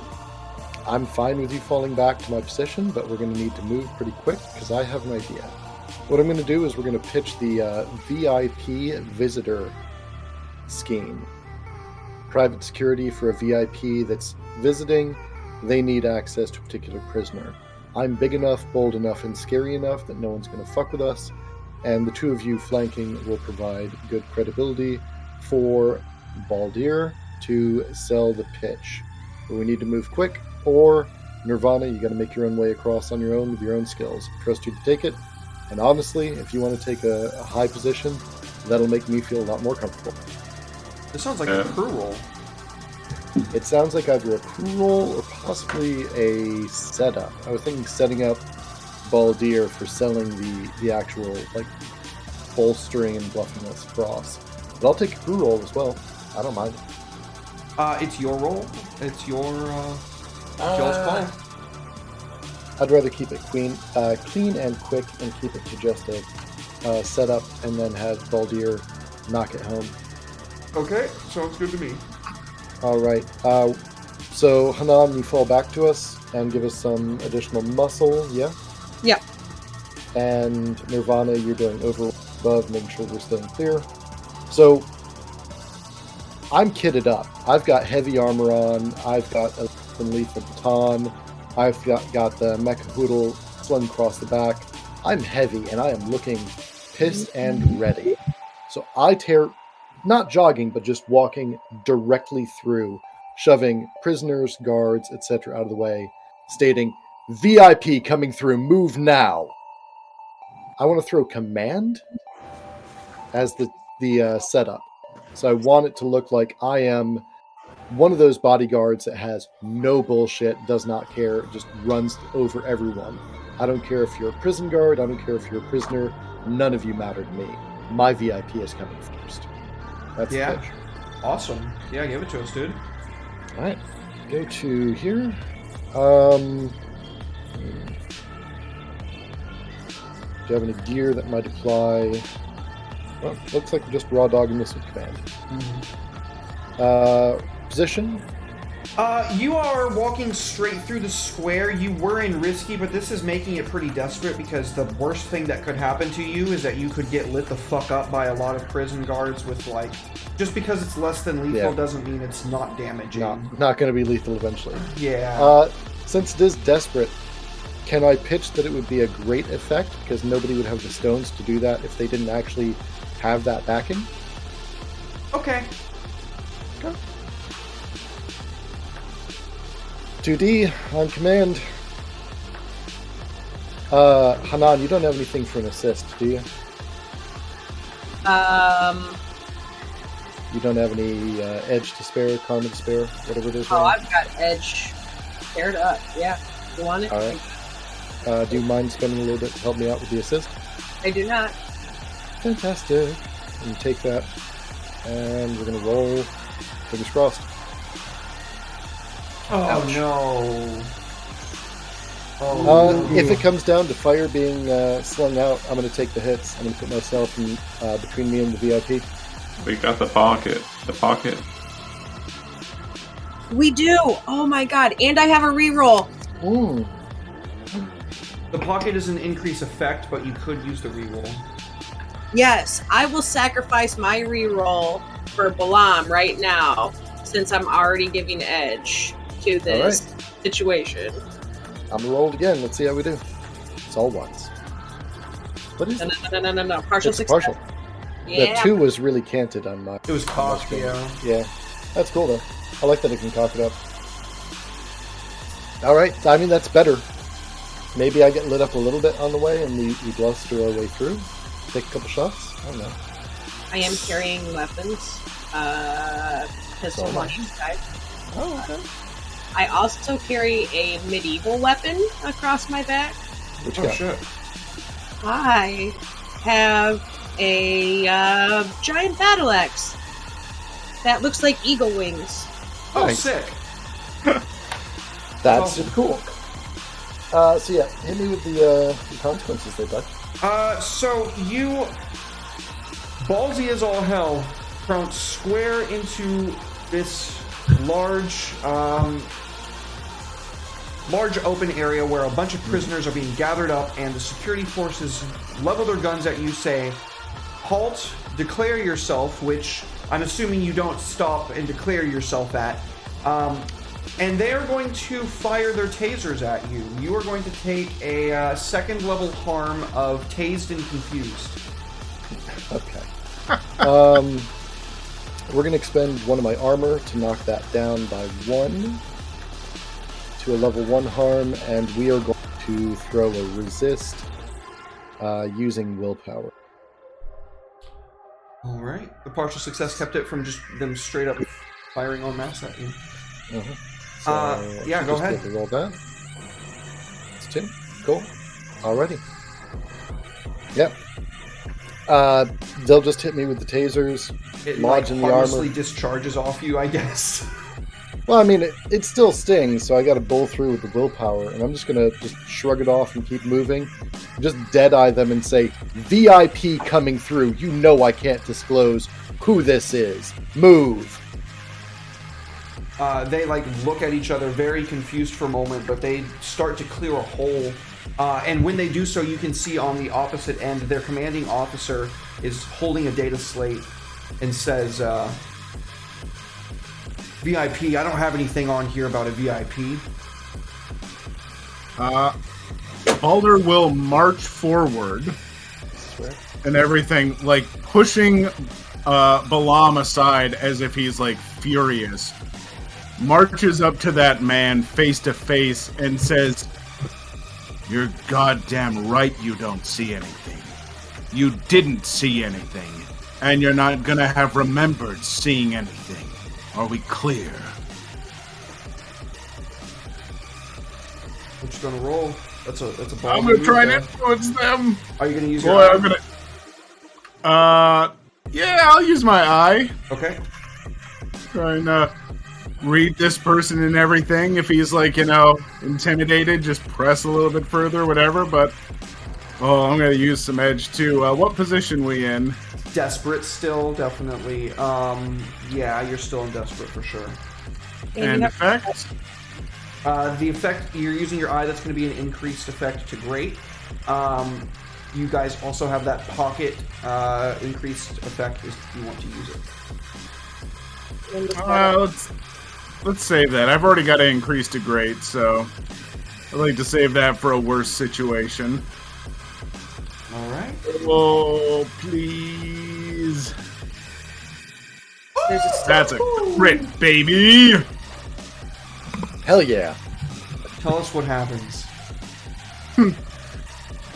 He like puts his hand on the little data pad, pushes it down, and says, "I think you know how these little things go. Which is to say, there was a prison riot. It was caused by a bunch of fucking ganger scum, and you took care of it. And not a goddamn other thing happened. Are we clear?" Yes, sir. We're still putting the riots down. You should get out of here. Work to a safer area. Here, take my access key. And he, like, hands you his own fucking badge. Good man. And he will just march through with purpose. Yep. We'll keep bowling through. That was a good roll. That was a That damn was a good good roll. Oh, Good shit. Got the prison badge out of it, too. Very nice. Yep. All right, folks. They get out of your way, and they very quickly go back to subjugating these prisoners. You can very easily make your way into cell block 3. You can find that it is an absolute bloodbath. Oh, There shit. are bodies lining the halls, and when you get to the kitchen itself, you can see that there is an active fight going between people that are inside and people that are outside. The people that are inside have makeshift weapons that they've strapped to the end of like mops and brooms that they're like using like spears to try and jab at the people that are trying to climb in and break the glass with these big iron pipes. What do y'all do? Do I see Chopper's Uncle Rico Suave in here anywhere? Rico. You see Rico Suave holding one of these spears, slashing out against somebody's arm, like on the inside of the kitchen. Like he's like defending himself, right? He's defending the kitchen. Okay. So, if you don't mind, friends, I'm gonna start taking shots here. I need that man. You have arms, I have guns. So that's what I'm gonna do. Okay. Where is Ferris? Because we need Ferris. That's the goal here. Yeah. He's down, which is the way we needed to go through the kitchen to get down to him. The kitchen staff has access to the Underhive's back door through the 3rd cell block.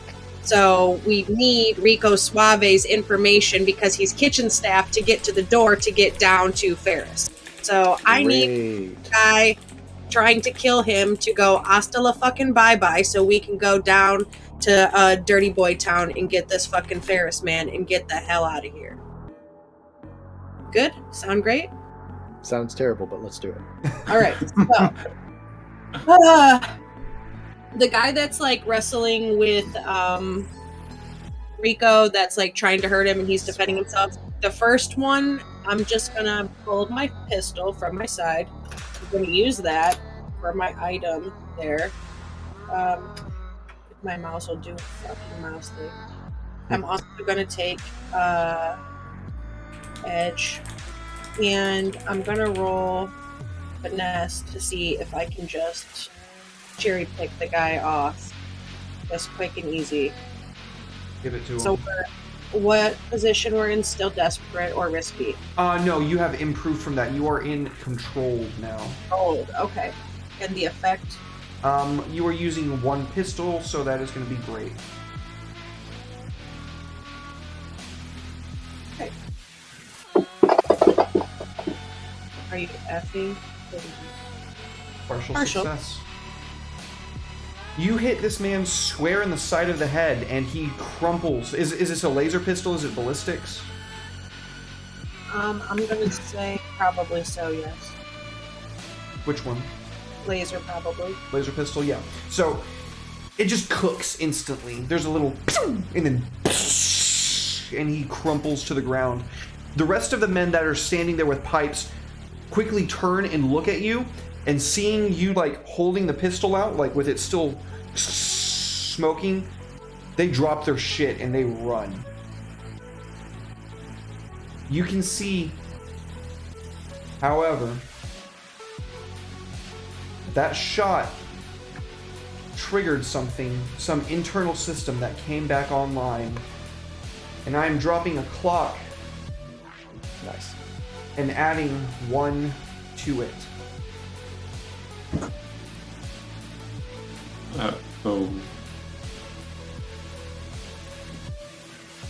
With And I'm the adding- security-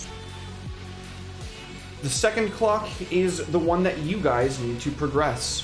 So, oh, Redemption, VA, my homie, Red, with the What's raid up, Red? of 4. Thank you, dude. So much Hey, love. buddy. Don't take my other fucking arm. Take his arm, Red. I don't fucking Make do it. yours. There's only one limit break remaining. Drebs already took the first one. No arms this session, please. No arms. No arms. So, you seem to have triggered some internal system that is specifically wired to go off if it detects any kind of energy or ballistics or lethal weapons, and it immediately, you can start hearing these clacks and bouncing off the metal walls. It's kind of disorienting.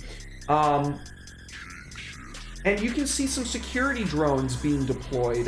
You have your little map up and you can see their RFID chips. They're very quickly floating towards Cell Block 3 now. Oh no. I'm not highly concerned with those drones. They have a weak spot in the backside, and I have a code injector. I'll shut them down as soon as we get out. We need to get down into the Underhive. You need to talk to Rico. Yeah. What's Rico doing now that the...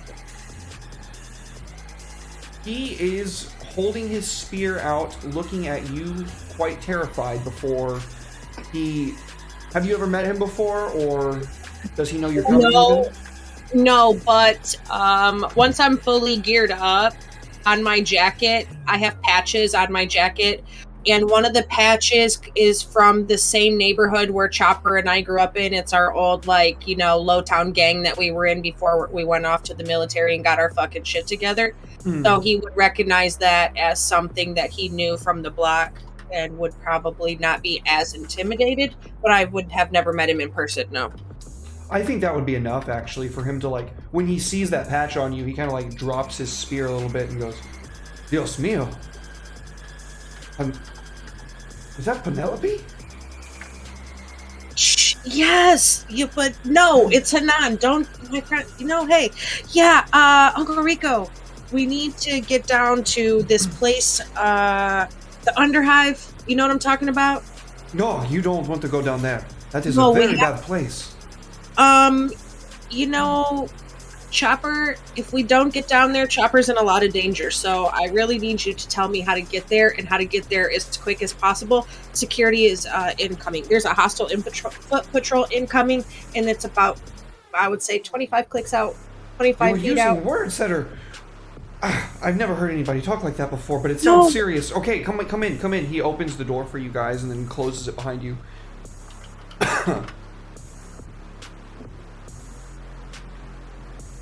Follows. Moves. All right.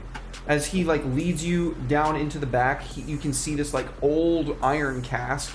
He like twists the handle on it, rotates it a full 360 degrees, and then it hisses and opens up. He says, "You know the smugglers. They use these things. They say that we're not allowed to really stop them, and I hope you understand. I have no interest in trying." No, that's none of our concern in this moment. We just need to get there and get there quickly. Stay safe. And now I'm gonna actually remove my second weapon and I'm gonna give it to him. Your second So- pistol. Yeah, so he can stay safe, and then when we're on our way back out, that he'll still be alive and be able to help us on the way out. He takes the weapon from you and looks it over. I've never used anything like this before, but this is the dangerous end, right? Yeah, that's not the end. You pull the button here. It's just like, think of the old 9mm pistols that they used to talk about when we were younger, you know, when all our great-great-uncles would tell the stories of how their great-grandparents would have these battles and things in the streets with their homies, and they're not homies too, and they use those old kind of guns that you just click the button and bullets fly out. It goes Remember blah, those? blah, blah. Yeah, I remember those, yeah. Just like that. Exactly like that. Yeah. Exactly. He says, Just yeah, no problem. I've never been a violent man, though. You know that, right? Yes, I don't want you to kill people. I want you to stay alive.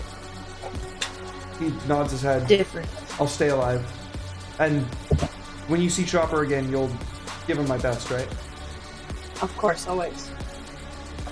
He closes the thing behind y'all, and you can hear the hiss of it sinking back into place.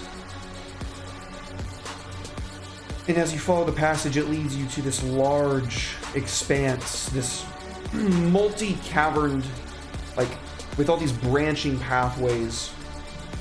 And on the inside, you can hear all manner of conversations in different tongues. And you can see all different types of people through these, like, kind of grated chains and tubed pathways that are suspended over this huge chamber. And you can see now that you are on the underside of this donut. All these paths run from wall to wall at some point, and several of the largest of these paths run into this central nexus. And at that, you can see the largest number of prisoners down here congregated. What do y'all do?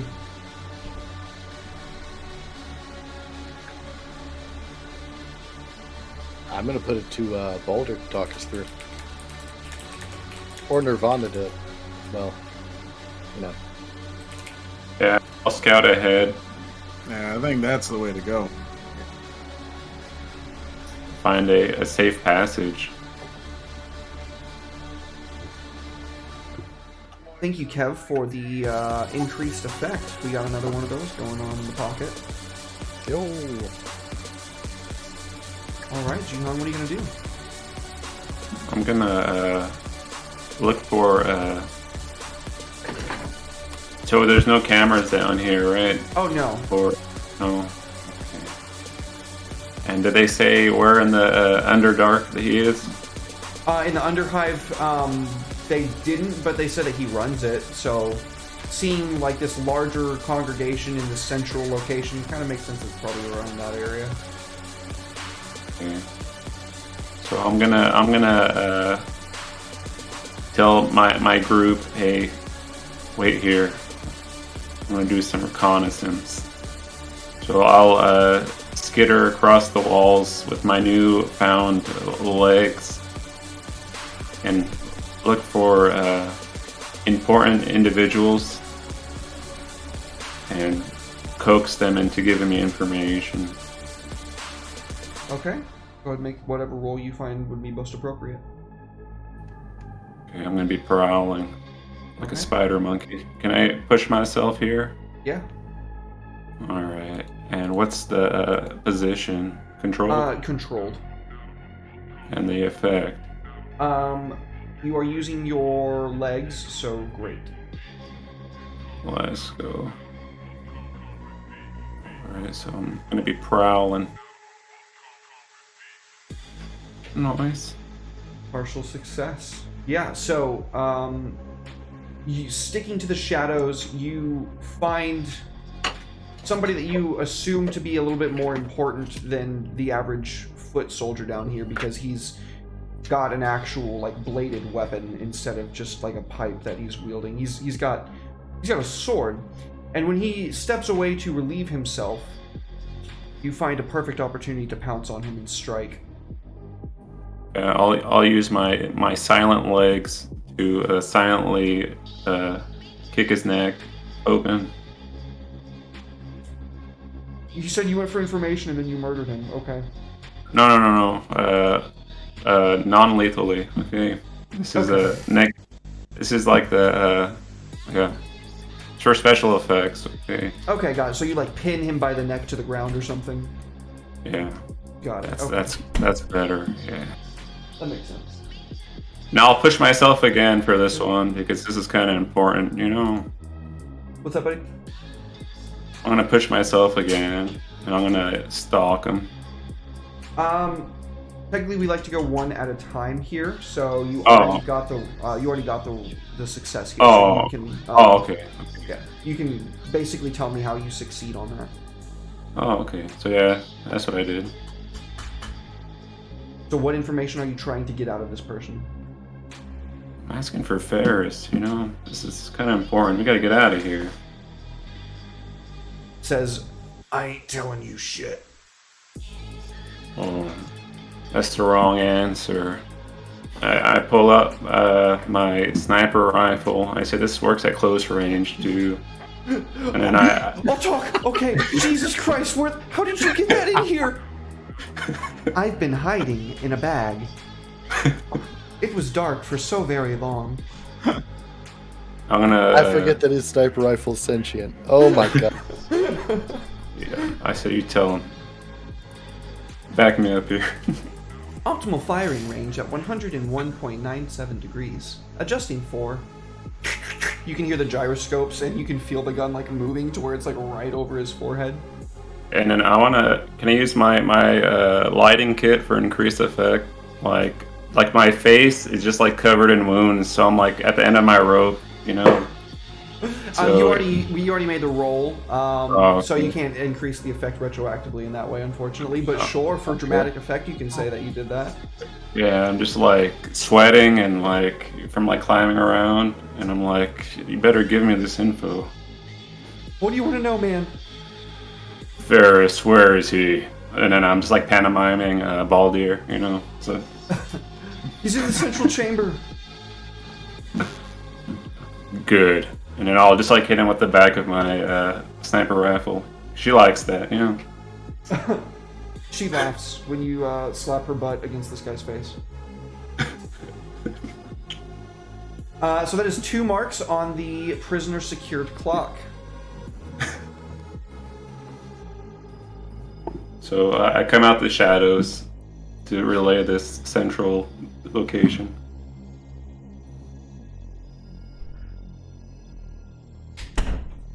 Sounds good. Lead the way and we go. Wait, I didn't ask him how to get there. What? Oh, you didn't? Oh, Oh. Oh.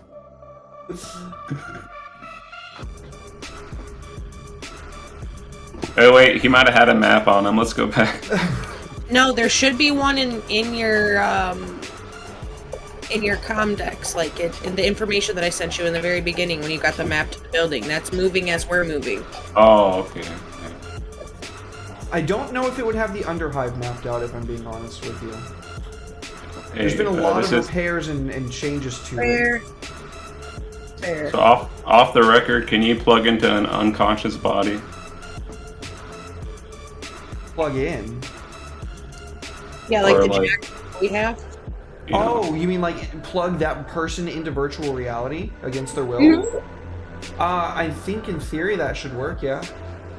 So like That you can would- extract information from their corpse with a data port. Probably not their corpse, but their unconscious body, yeah. Because once their corpse is, once their brain is Yeah. gone, then that information is gone. Because my subterfuge supplies would be able to find out stuff, you know. Alright. No. Yeah. We'll say that you found out how to get there, because I don't want to bog the game down too much. We'll say that you Okay. extracted that information before you knocked his ass out. Okay. Who wants to go next? And what do you do? I'm going to actually fall back to a rear guard position because we've got. You cut out. Sorry about that. I said I'm going to take a rear guard position because we've got Nirvana on point, We've got Baldir probably coming up behind that. Hanan in the center, so I'm going to just drop back. Make sure that nobody's kicking down the door behind us. I trust Nirvana to have the scouting done. And I trust Baldir to talk or hold a fight for long enough that I can close in. Alright. Very good. So are you going to be making a roll to signify keeping security in the back? You know, I might actually. Let me look at what I got.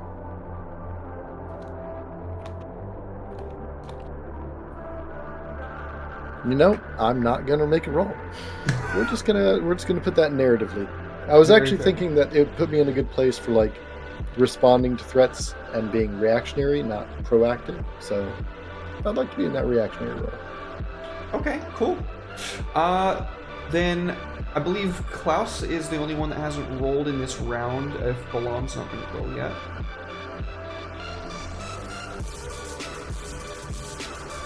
Technically, you don't have to. I was just trying to make sure that everybody has equal opportunity to roll dice. No, I don't have anything at this moment. I got my good roll in before. But I can't think of anything to add at the moment, so...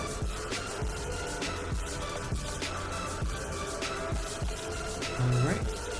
Then we will progress to you arriving to the central chamber.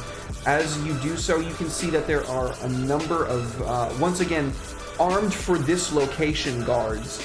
The people that are down here are even hardier than the prisoners that you saw up above. Whereas the prisoners up above might have been, you know, making do with what little food they can get. The people down here look like they're eating well somehow. They're quite large and beefy. They are all, like, completely covered in tattoos. And more than one of them have actual weapons. But those seem to be probably officers of some kind, lieutenants of some kind in this gang. And then at the very back of this chamber, you can see who you can only assume to be your mark. Ferris is this very large, very, I guess, paunchy ogre. He's not the prettiest looking fellow. He's got the biggest mutton chops you've probably ever seen, and he's got two cross eyes. Like, he's looking at you, but they don't ever leave looking like they're at the end of his nose, which has been chopped off. He's got a number of skulls threaded between a gold chain that he wears around his neck, and as you all slowly approach, he kind of looks surprised for a moment and goes, I don't remember summoning for you. Who's this then?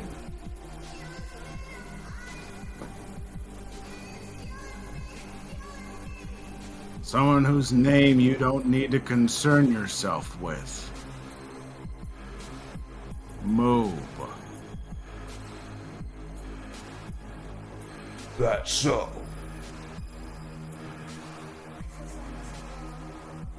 I like to know anyone who comes to see me. Don't get many visitors, you see.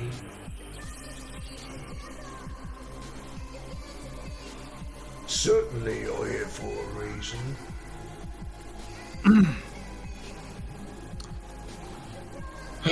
Baldur is gonna sigh for a second, pinch the bridge of his nose, pulls his suit coat open, reaches into the pocket, and he pulls out a little baggie full of blue powder. And he holds it out and he goes, I don't think you care that much about my name, do ya? he looks at it for a second. Ours is a little bit darker. What you got? I've got premium shit from outside, not cut with anything. Let's try it then. Pops it open and everything. Offers a little bit at the end of his nail. You first. The whole thing. He'll stop and look at him and go, I'm a dealer. I don't fuck with my own stash. And I'm a gangster. I don't fuck with nobody who I don't know ain't fake. You come in here with your nice clothes. You know where you are, son. You're in Tartarus. I'll punch him in the neck.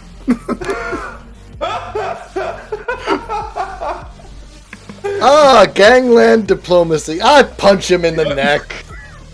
There's I love this you. times where it's Baldur's like, this place is going to shit right now. It's like there's way too much stuff going on.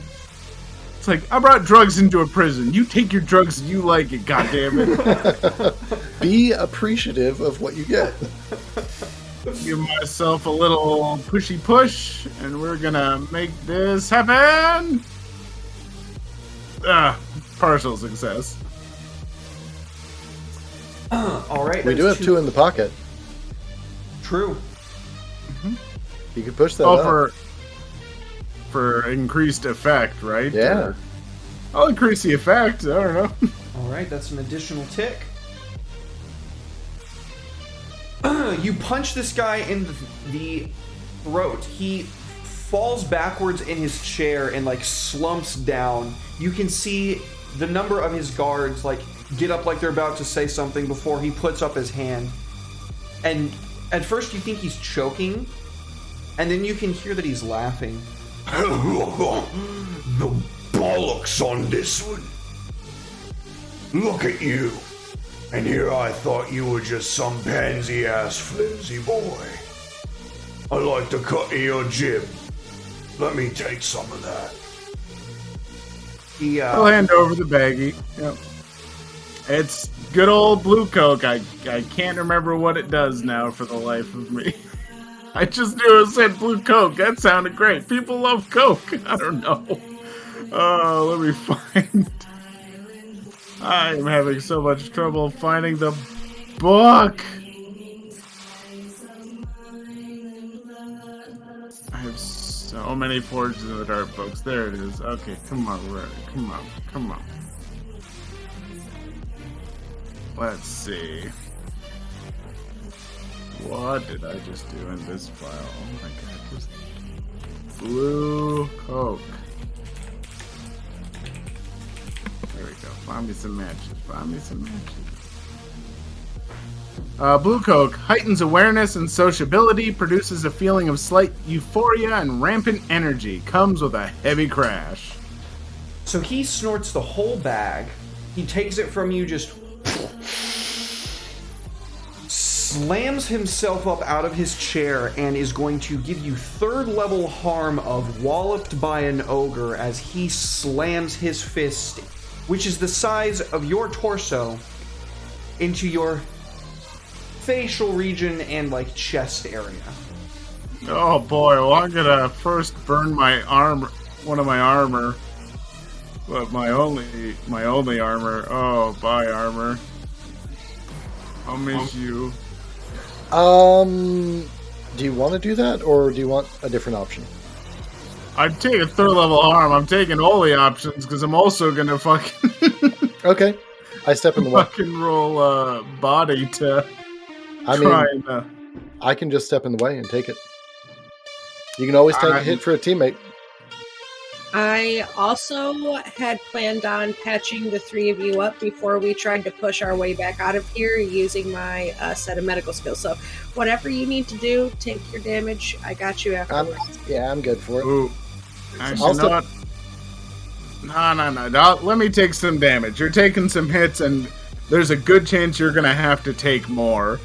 And right now, Fair. this guy needs to know that I'm not a pushover. So, I'm actually not gonna roll resistance. I've only got 3 edge left, so I do not need to cap out. So, I'm gonna take 2nd level harm. Ooh. That is gonna Buddy. be reduced to, we'll call it Thunderstruck. It's the only thing that came to my mind because I heard that song earlier today. The OG version, or Yeah. the two cellos? I didn't know if there was another version. There's the two cellos cover of it that's really, really good. You should listen to it. Well, he slams his fist into you, sending you careening across the room and sliding up to one of his bodyguards, or one of his lieutenants, I guess, not his bodyguards. His bodyguards would have been closer.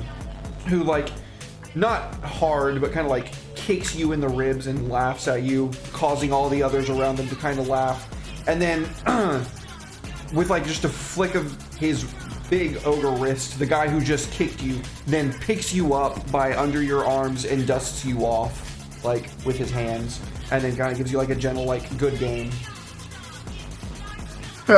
Boulder will just kind of like smile back, kind of wipe some blood away and everything, and he goes, not bad. And kind of, give him a big grin. He like puts his arm out for you to come, like, flock to his side and goes, We got something to discuss now, don't we?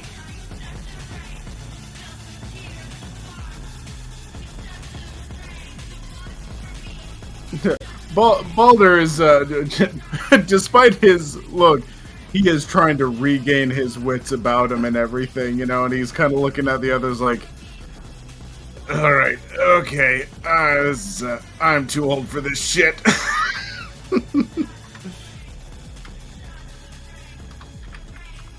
So, what brings a businessman like you to a place like this?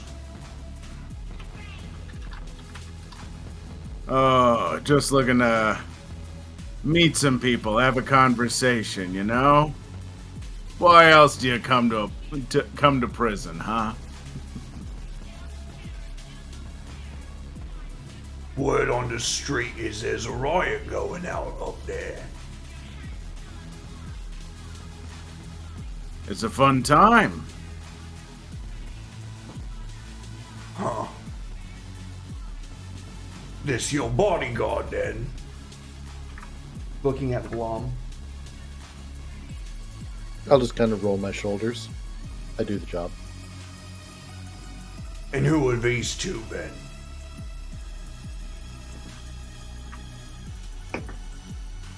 Essential members of my crew.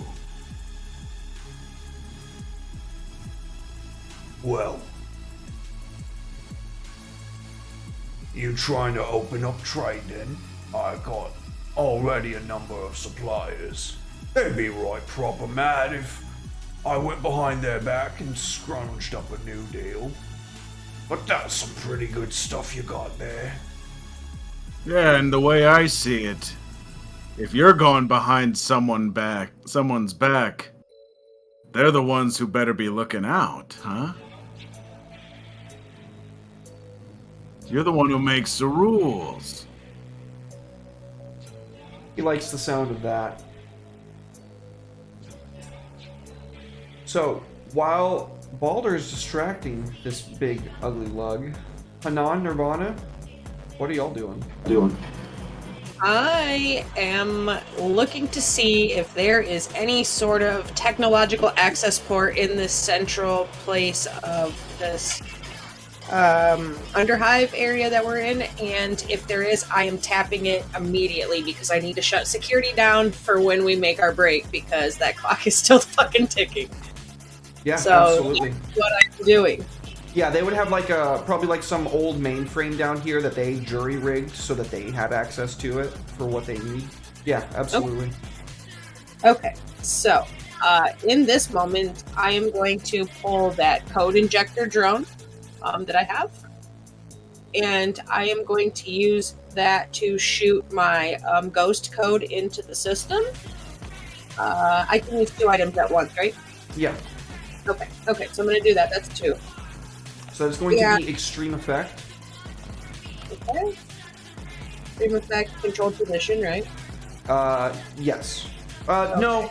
Technically, now you're in a risky position. The last one was a partial success, and also you're trying not to be seen because they probably wouldn't want you messing around with their computers if they saw you. You know what I mean? Okay.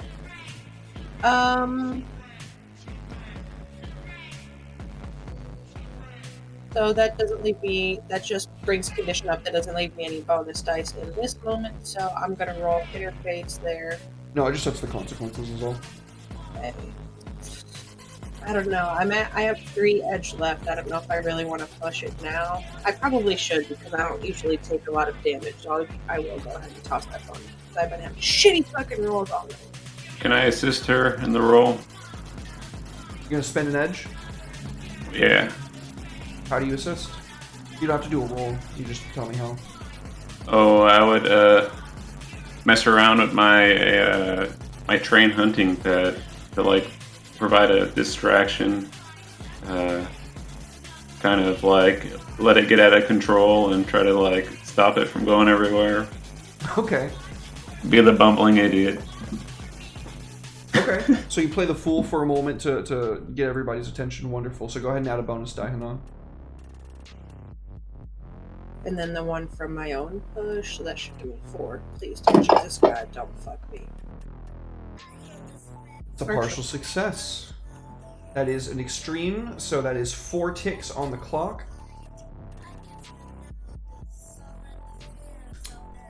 Wonderful. Go ahead and tell us what you do, Hanan. On the clock, is it on our prisoner secured clock or is it on the prison security clock? Prisoner secured. Prison security is if you get an outright failure, I'm going to add clocks to I'm going to add ticks to that clock. So essentially what I'm doing is So it was supposed to be a 4, not an 8, sorry.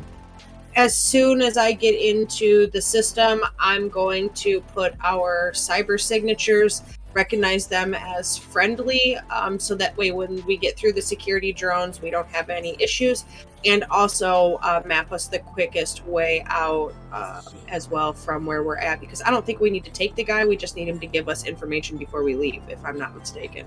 Correct. So it's the 4 of us, the quickest way to the VTOL and up and out from there. Fantastic. Okay. Yeah, so you absolutely switch the RFID registry to register you guys as friendlies, and your personal VTOL as friendly, so that there will be absolutely no issues to getting out. That is a very huge accomplishment and leg up that you just got for the crew. Hanan, good job. Thank you. And then I'll just, once I get that done, I'll relay back to the party over there, their comms very quietly, and let them know that extraction secured. Out of character, VIP moment. 4 successes on that? Clutch. Very clutch. Oh yeah. Thanks, buddy. Very good. Now, the negatory that's going to be happening here is that this old mainframe isn't used to this much juice running through it. And it sparks. And it explodes. And everyone very quickly turns to see you doing this, Hanan. Not you doing this, but you moving away from it. And they question you as to what the hell just happened. Before anybody can say anything else, there's this kind of like cold that just resonates throughout the air. And you can all kind of like follow this very slight trace of light that's going from around Hanan, like around her waist, all the way to Ferris, who's just holding his hand up, and there's this small blue swirl in the center. You can see on the backside there's these glyphs that have been carved into it. And this spell that he's casting it's not overtly powerful, but you get the feeling that the blue coke kind of jazzed it up a little bit.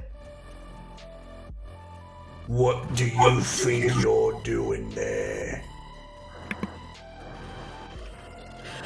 I wasn't really doing anything, man. Must be the heat from my weapon. Mess with your old technology here. I just hanging back, waiting for the boss.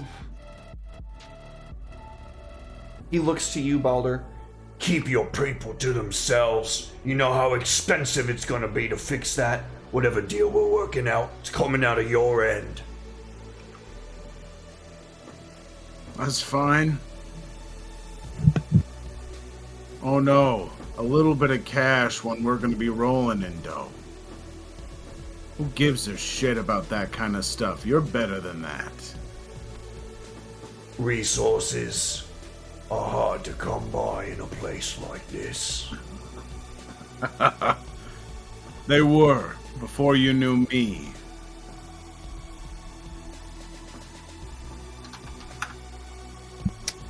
Now, clarification. Are we trying to get out of here with him, like we are trying to take this guy, or are we just trying to get the information, some information, and Either or, really. You could literally take him out of here with you and then hand him over to the scary elf lady, or you could just get the information. I don't know if I like her enough to give her the whole entire dude. The whole entire dude. The whole entire dude. Counter argument. I don't know that we have enough time to debrief him thoroughly enough right here, right now. I think we can get more out of him and more out of Scary Elf Lady if we drag back a body. Okay. That's above table. Fair. Personally. Oh, you guys didn't catch that, but I fucking caught I saw it. Oh, cool. It was sick. It was sick. Fair point. Also, didn't reset his RFID in the system. Also, don't know if the VTOL can handle more load than what we've already put into it, gear-wise, upgrade-wise, and body weight-wise. It's not built for... That sounds like your problem, not mine. If things start going bad, I'm leaving your ass on the ground, Chief. I'm probably the heaviest, so it's fair. All right. Yeah, I say we snatch him. We maybe might not have to snatch him. Maybe Baldur can get him to go with us willingly. That's a hard one, taking the Kingpin out of prison, though. Getting the Kingpin out of prison and put him in the streets where he can make more money and not have to worry about being locked down anymore. Depends on Depends on the kingpin. Yeah, it really does depend. You want to and he hits kind of hard. If we start getting him out, and we're like, by the way, we are gonna hand you over to someone. fair? All right. We kill him. We kill him here. No, we don't kill him. We've been through it, Jihan. If you kill him, his brain death means information death. If Yeah. you kill him, his brain dies, then we can't talk to him. Don't know if you knew that. All right. I'll recede. I mean, it's up to you guys. I'm just pitching above table stuff. I trust it. I'll leave you with the combat tactics. I'll stick to the technical tactics. Okay. Good roll. So this can be ended with one more success.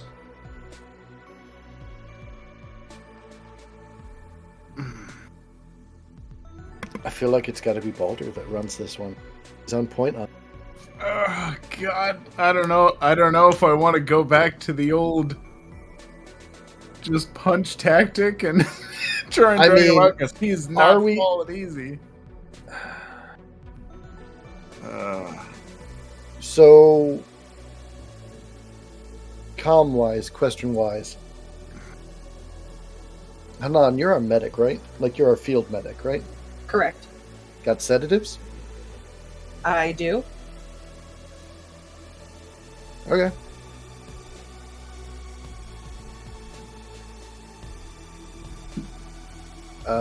Shit, I hate doing this. Logan. Oh, not a blowgun. It's way worse than that. Oh no. I think Derek knows. I also have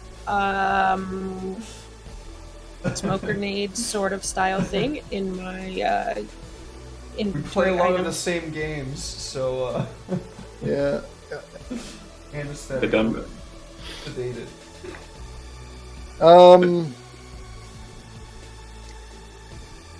So is there a signal that passes where we decide that we have to smash and grab this dude out of here? I would assume so. Like, Baldur has talked him through, gotten him set up, kind of moved aside. We've gotten access to the computer systems. Now we just have to get the extraction done? Correct. I did come over comms and tell you recon point was set and it was ready to roll for extraction. So that was... How far is it? We are in the underneath and we need to get to the parking garage on the ground floor where we... above where we came in. Remember, we came down Yeah. above the donut. So we need to go up to the... Way up. parking level. Oh, that That's might be a all. problem then. It's a lot of distance to drag a big old guy. Possibly two guys. Yeah. All right. Let me try and convince him to go with us, and if he doesn't like it, I like this plan. I like this plan a lot better. Maybe we he's make got. him go with us. Find Maybe me he's a got a. maintenance shaft. Find me a maintenance shaft, and we can jack the maintenance dolly and use that to move up the shaft quicker. I can rig that to our benefit. Good plan. Yeah. Maybe he's Alright. got a hidden elevator in his room. You play the right tune on the piano. The chair moves to the side. So after Balam and Balder get this guy knocked out, Nirvana, you take point, find the elevator shaft, let's get to it, and I'll hack from there, and you guys are going to bring the body? Yeah? If we gotta knock him out, I'm gonna convince him. Watch these smooth words. He's gonna Okay. come right with us. It's gonna be great. Okay. Or it's gonna go very bad. I'm gonna get punched again. If it goes very No, bad, you're not. No, you're not. So I'm gonna turn back to him, kind of like push his hand down a bit that he was holding up with a little glowy thing, and I'm gonna be like, "Look, that shit that I got you. I can get you a lot more, and I can get you moving a lot more, and I can get you out of here, so you can be controlling that shit from the outside." His hand, like, it being lowered, when you say that, like, I can get you out of here, his eyes cross at his nose that is no longer there. His whole face, like, turns to you. I get you out of here in exchange for a little information. And I hook you up with my boy. You familiar with Winston Mogi? Winston. Yeah, I know him. I know of him. Pulls out the little baggie of the blue Coke and says, "Where do you think this premium shit's coming from? How would you like to be moving a lot more of this? All you do, you come out of here with us. You give me the information that we want. And I will hook you up with Winston Mogi. And you can do business on the outside and not be hiding underground like this. Because I think both you and I know that you're better than that."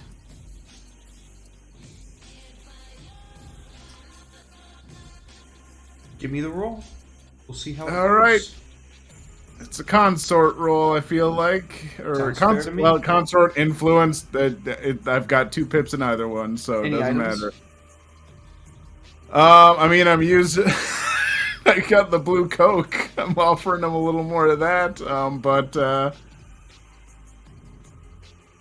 And Oh, can you use an item more than once on a mission? I don't know. Well, because like You can. the then drugs you have can use got your eye, 3 I would uses, say. but the drugs have their own specific effect that isn't like an increased effect. So I don't think that would do anything. Yeah, that's where it comes in as like consumable. Like if you say you have it, like if you you've know got, what? you can always use another one of your load for more drugs. I'm actually going to use something that doesn't take any load for me, but I'm going to use... I don't know if this is the way it's necessarily meant to be used, but I'm going to take out my card for Fine Nightlife subscription, and I'm going to hold that up to him and be like, "How would you like to actually go someplace that serves a real fucking drink with real fucking warm bodies and some real fucking drugs and live the life that you should be living?" There you go. So I'll try and use that to increase the effect. There we go. Fancy stuff. I am Okay, I need this to work. I'm gonna use edge. I've got one edge left. Ooh, I'm gonna got need to trauma. gamble. I'm getting so close. It's terrible. Please. Oh, partial. But with We do my still- nightlife increased effects. Yeah.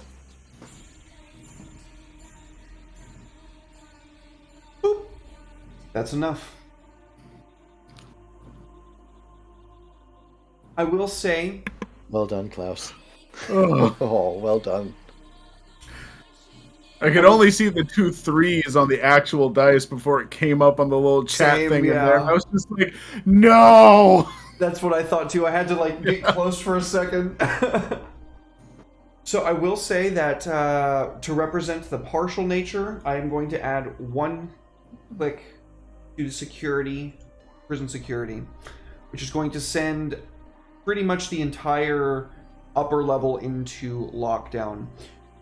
So you've done the heavy lifting, you've done the hard part. I would like a crew roll to get the extraction done. Yeah, I saw that cock in your head. Maybe this is the hard part, Soul. Sorry. Crew roll. Do we all have to roll the same thing? Is that what it is? Yes, I believe so. If I'm not mistaken, Yeah. that's how that Using the works. same action, and the team counts the single best result as the overall. However, the character leading the group action. Is that what we're talking about? Like a teamwork action? Yep. A group action? Yep. Yeah, we all have to roll the same thing. One person is the lead, and they take edge for everyone that rolls a 1 through 3. All right, so I've got Fight 2, Command 2, Influence 2. I know that Baldir's got Fight 2. Hanan, do you have Fight? No, I have None. finesse. Okay. What do we share that's a good stat?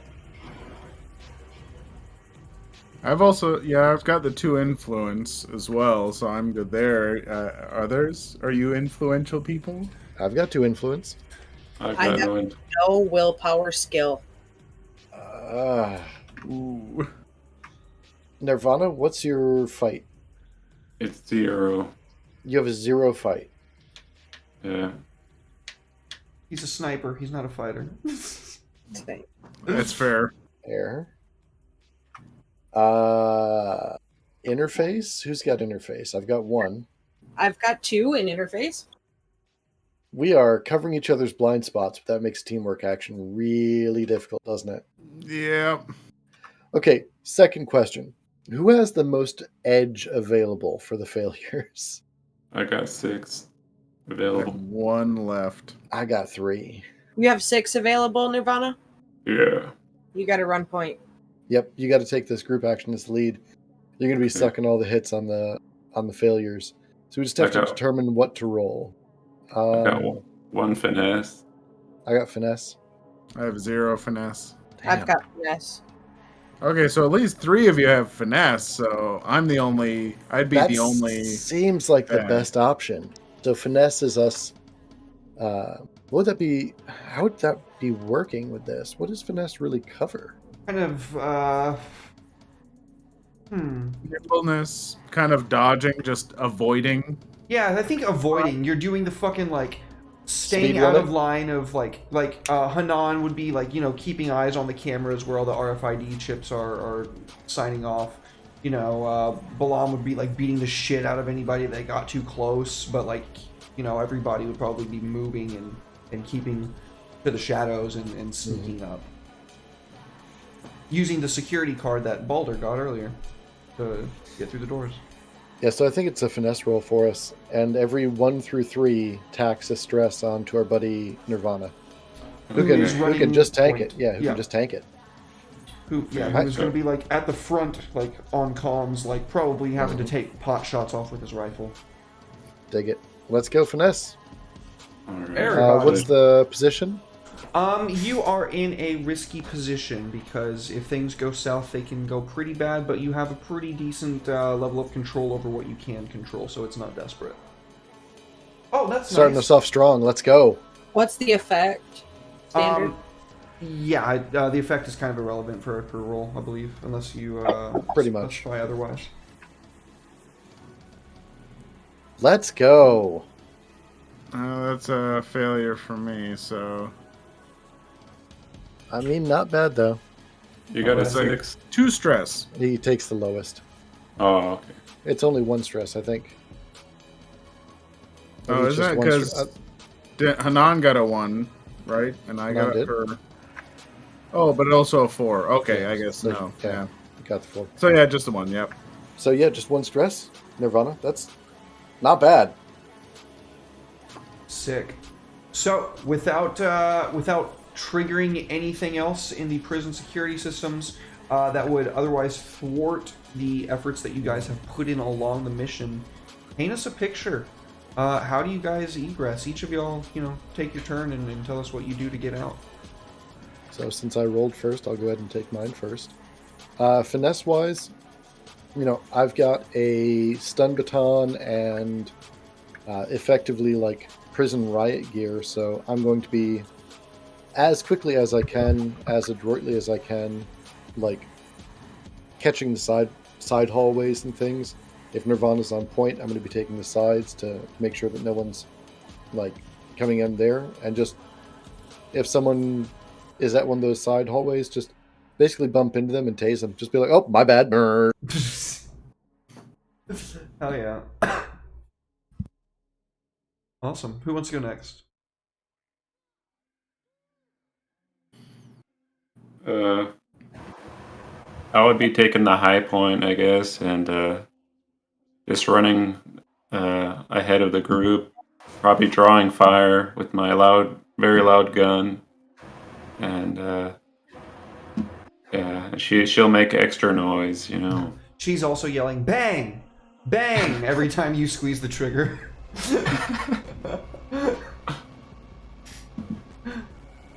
Yeah.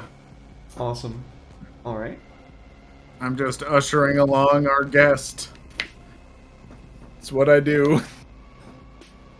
Take my hand. Just trying to hustle him along, keep us low to the shadows and everything. Baldur may be fairly strong, but his age has definitely affected his nimbleness and stuff, and so he's moving as best he can. But he finds that every year that passes, the cane that he usually has with him seems more and more almost necessary. So Fair enough. Well, very good, very good. Hanan, you want to round us off? Yeah, so after we get into the maintenance shaft, I'm gonna rewire the maintenance jack to individual control from my comm deck, and I'm gonna shoot us up all the way up parking garage level, and I'm gonna once the door pops, Nirvana and Balam take point and get us out into the parking garage, and then when we get to the VTOL, I'm gonna trigger it, turn it on, and make sure it's fired up and ready whenever I get into range to do so, and pull everybody in for extraction to get us the fuck out. Fantastic. Doors open, and I'm gonna make sure that we drop cannons before we take off, so that way if I have to blaze guns, we're gonna blaze guns, because game on, bitches. Fuck this place, I want out. I'm never going to prison again. No matter what any of you say. That's what she's saying to you when we get in the VTOL. I'm never going to prison again, no matter what any of you say. Ever. Awesome. Hell yeah.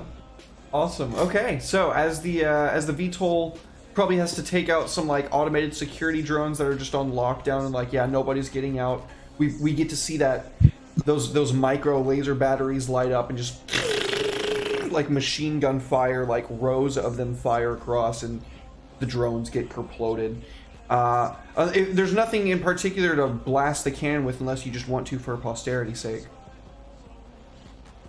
You could just overkill a drone if you feel like it. Yeah, you know what? As my final fuck you. Whenever the cannon fires, like whenever it explodes on impact, it has kind of like this firework design that has been like rigged into the shells, that it explodes in this big middle finger pattern and like this explosive red, white, and green pattern in the middle. It's just like this big giant fuck you from Mexico. That's Pinche amazing. pedo. That's it.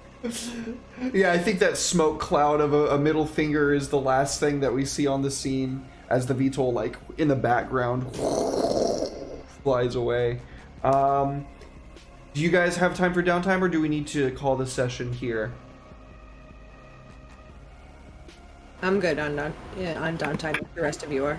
Yeah, I can go through some downtime. I don't mind. Yeah. Me too. Do y'all want to take a break real quick before we get into it? I wouldn't mind one. Okay, let's I've take a been quick 5 to 10, guys. Pounding the water.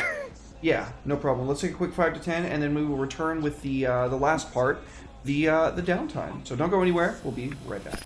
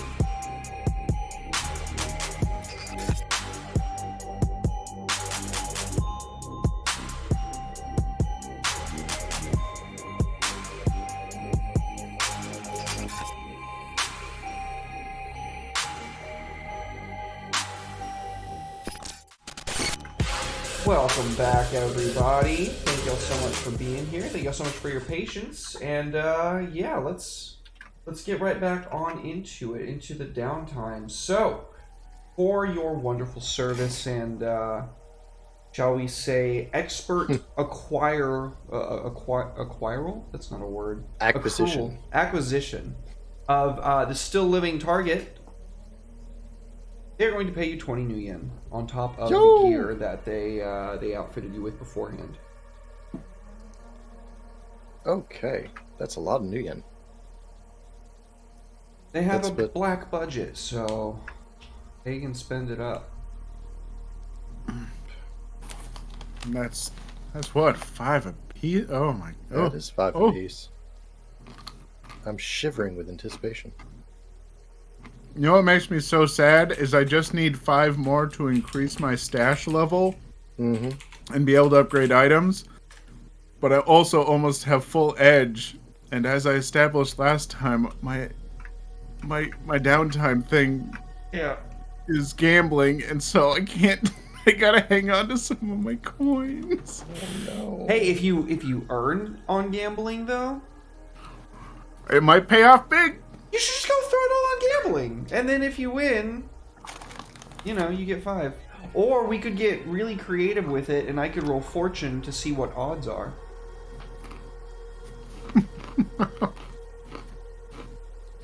My odds are already terrible. Oh, I meant odds on the bet. So what you would potentially get back for your bet.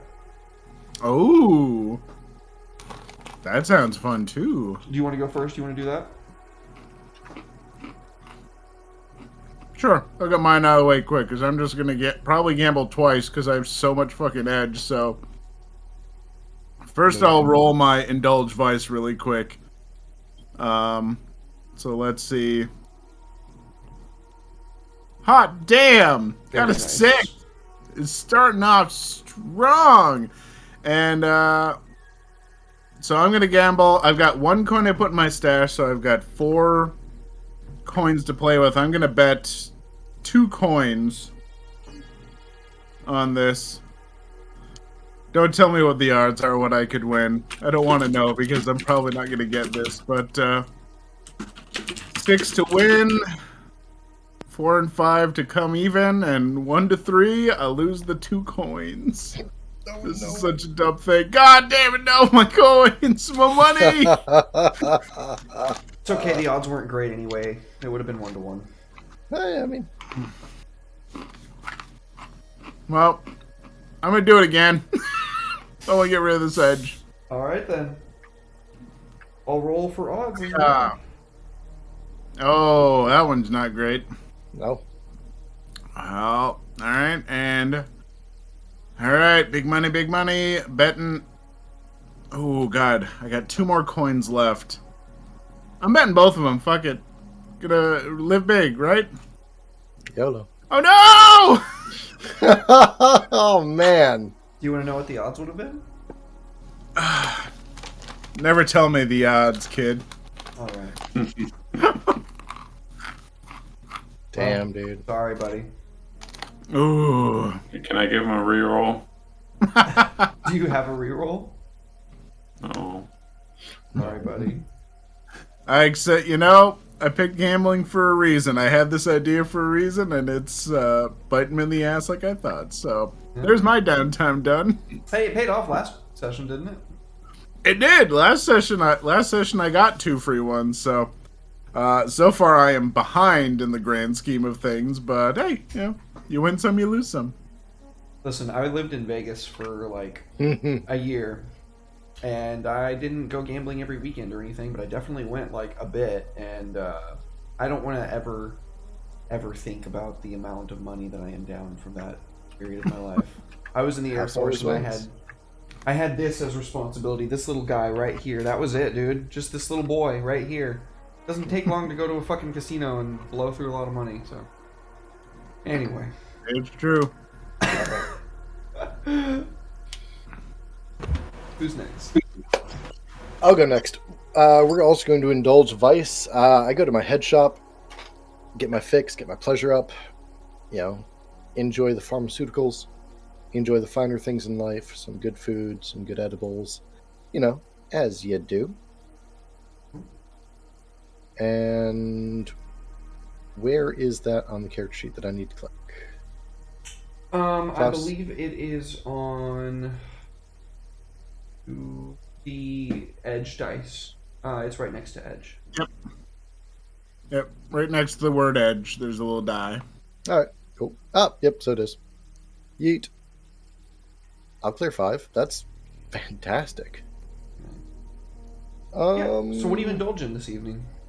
We're gonna lay out with a nice hookah. Got the coals nice and good and ready. We're gonna sip some chamomile tea. We're gonna lounge back. We're gonna listen to some, like techno fusion Bollywood music. Eat a bunch of edibles and just not worry about. Just let the aches and pains kind of ebb away. Get my body disconnected from my mind a little bit. Kind of relax that way. Oh yeah. I didn't ask, Balder, what were you gambling on? Oh, Klaus. Sorry, what? I didn't ask what were you gambling on? Oh, what game? Or What did you go gamble? Like, did you play poker? Did you play blackjack? Gamble oh, on he's a poker horses. player, 100%. Okay. That's not reassuring, buddy. It's back-to-back losses in poker, and you're Hey. face. I mean, when the chips are down, I guess, is when you're really clutch. Not gonna go bet it all on the horses. Second downtime action is going to be on my skeletal reinforcement clock. Awesome. Getting the gear and kit together for Dex to be able to do me a skeletal reinforcement. I'm down to the last 2 clicks on that clock. Remind me what that roll is for. It's acquire an asset, right? Yeah, so it's Yeah. whatever skill you want to use to acquire that asset. Ooh.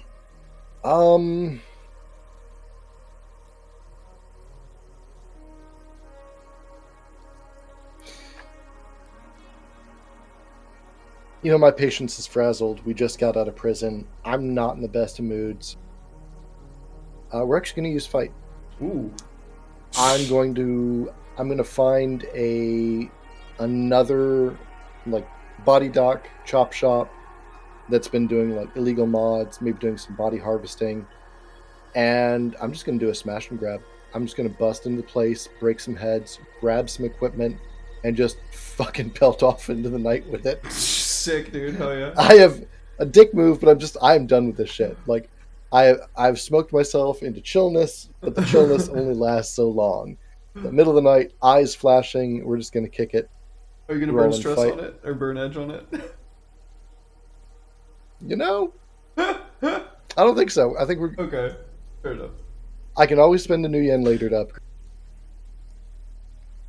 Which we're gonna do. Can spend a new yen to upgrade that by 1. Partial success. So that's 2 clicks on the clock, right? That's correct. That clears out my clock. You have everything you need to get this upgrade installed. Now you just need to pay for it, and you could pay for the downtime to do that as well. Yep, that's my plan. I'm gonna use some new yen to do that. Okay. So what's that gonna cost me, Derek? 1 new yen for the downtime, 2 new yen for the surgery. Click, click. I'm tapped, but I'm coming back with bones. Oh, I mean, like, I would hope so. Like, you go to the doctor, he steals all your bones. You're a jellyfish now. Fuck you, Derek. Yeah, Dexter's we're waiting gonna all go- this time just to fuck you over and leave you like his jellyfish. God damn it! Is it? I gotta check. Please no. No, he got you. Cool. You're good. All right. Your bones are reinforced, or are they replaced? Let me come back to me on that. We'll get back to that. I'm Cool. wanting to read over it before we get into the discussion. So go ahead and pitch to another character. All right. Who else wants to go next? I'll go. Anon. I'm gonna go ahead and indulge my vice. I'm gonna grab Chopper and we're gonna go down to the church, go through confessional, all that fun, crap that you do. And also after that, we're gonna go to the soup kitchen section of the church and help out, do some community outreach. After being at the prison and seeing some of that shit, I just need to do some help in the community because my heart is bleeding. That's very nice.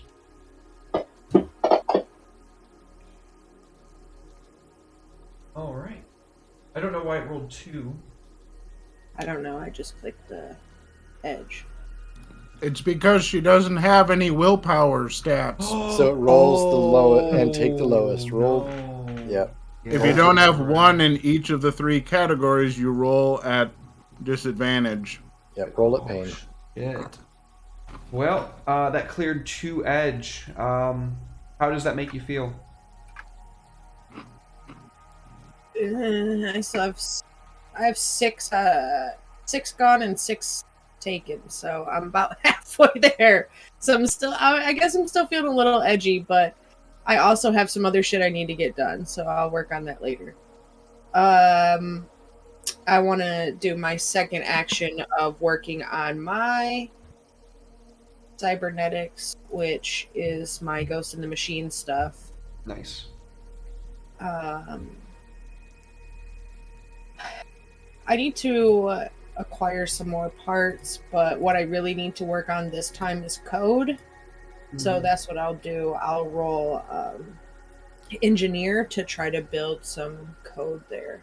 And is this going to be Ghost in the Shell for you specifically? Yeah, that's my that cybernetic enhancement we talked about last time for. Right, just making sure. So you're going to be basically finding a way to transfer your consciousness into a machine. Into the grid. Transcendence, essentially. Got Yes. it. Yeah, okay, awesome. Johnny Depp was married to Penelope Cruz in Blow, so it works. Let's see. Right? Full success. Fantastic. Full success. How Do you many want ticks to did I get? spend a new yen to make that a crit? Yeah, let's do it. I've got plenty. I'm sitting on a fat chunk, so sure. Yeah. Fantastic. So instead of that being 3, that's going to be 5. Oh, I only needed 3, so I guess I didn't have to spend it, but YOLO. Alright, that's full then. That's finished. Huzzah. All right, so you have successfully created a program that is able to dissect your memories and your experiences and restructure them as you effectively inside of itself. What does it look like?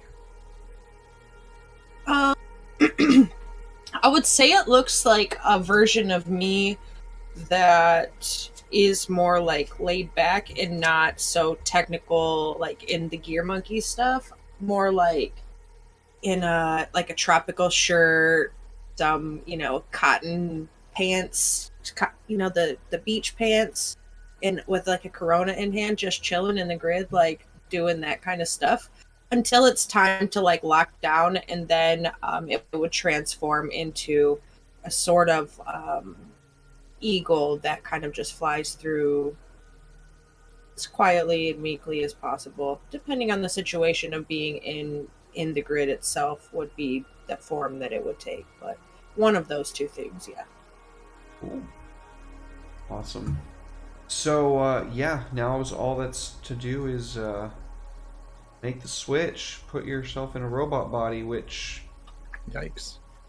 yeah, that might require another downtime action in and of itself, and a little bit of new yen to make it happen, kind of like a cybernetic surgery.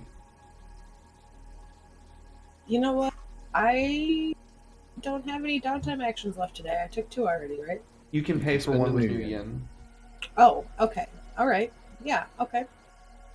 I have a lot still. I have 10, 9, 10. So Jesus. I've been hoarding it. I haven't been spending it. I've been working on other things. My Vice before didn't cost me any money. So, how much money are you wanting to spend on this robot body for you to be able to inhabit? 9. So I don't know. Is 5 a good number? Yeah. 5 a good. Okay, That's a 5's a lot. good number. Then 5. Okay. Describe to me your ideal form for this. You remember the movie Bicentennial Man? I saw that when I was like 8. But do you remember the movie though, right? Like you remember the way that the bodies looked? Not really. Let me Google it so I can talk. Okay, so the female character in Bicentennial Man, she had this really okay, did you play Mass Effect? Yes. Edie. Oh, Edie, yeah. Yeah, that body right there. Except for not like that slim kind of hot girl, but more like muscular kind of tomboyish build. I don't need to do all that all that other extra shit. But yeah, that Edie. Except for not called Edie. I'll think of a fancy name after I finish building it and polishing it up. Oh yeah. Well, so 5 on the bot. We'll call it 3 on the surgery. This is gonna be a little bit more expensive on the cyber surgery side. And you can start the next session with your robot body.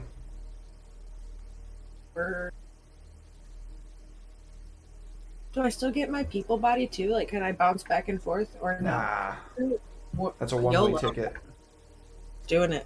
Immortality, a one-way ticket. You could potentially just buy more robot bodies. That's true. 'Cause that's the last thing we need. A I'm surprised whole you didn't just become the robot fucking bodies. VTOL. Have the fucking Hanan network. Yeah, you guys, you know what? You just definitely got your whole crew upgraded in that fact. If I was to build a whole system of our own robots that were controlled by my Hanan consciousness, that would be insane. Wouldn't trust it. It would be a really good cohort. You're straight up Skynetting at that point. Doing some fucking Ultron bullshit. Well, Or transcending. I did not have that on my bingo card for the night. Alas. Okay. Very cool. Nirvana, you have to follow that up. Oh, I'm just gonna recover, because I got blasted, by some orcs, Yeah. and I got slapped on the wrist too. So. Yeah. So you're gonna be doing some healing. Yeah. All right.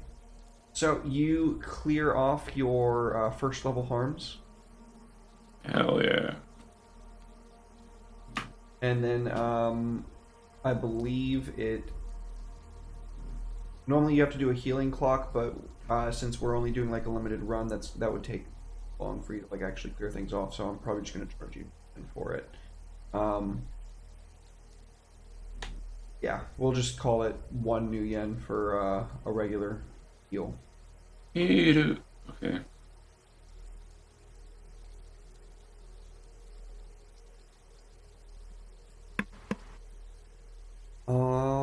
Your second downtime action.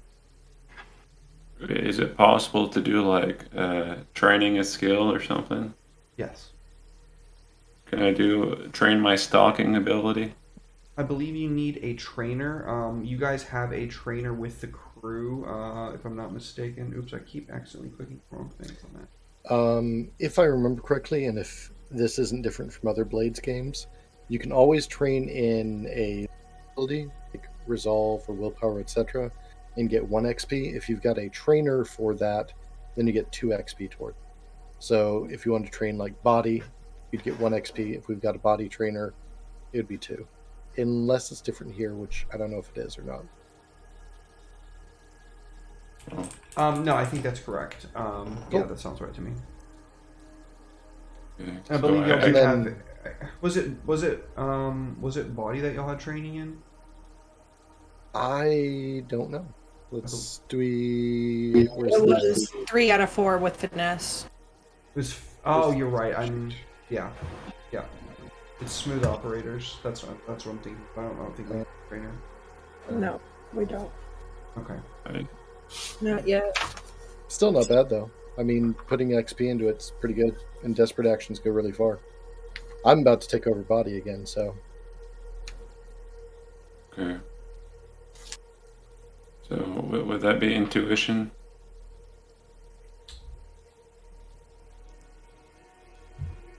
Or should I go body? I mean, if you're trying to raise your stock, be into it. Okay. Alright. So can we hire a trainer for body? I mean,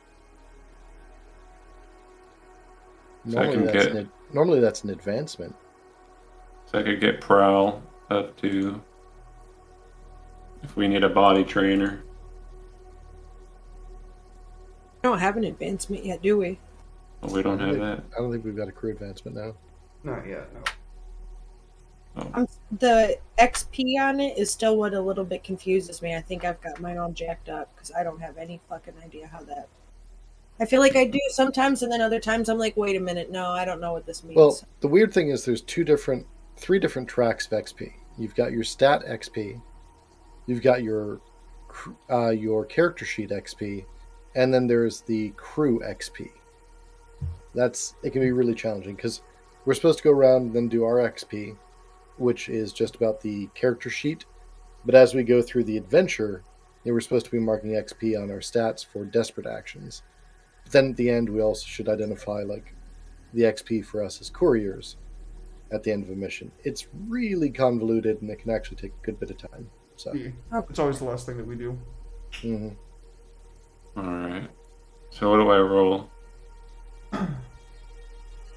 I'm gonna be completely honest with you. I forgot what you were gonna do because we started talking about other things.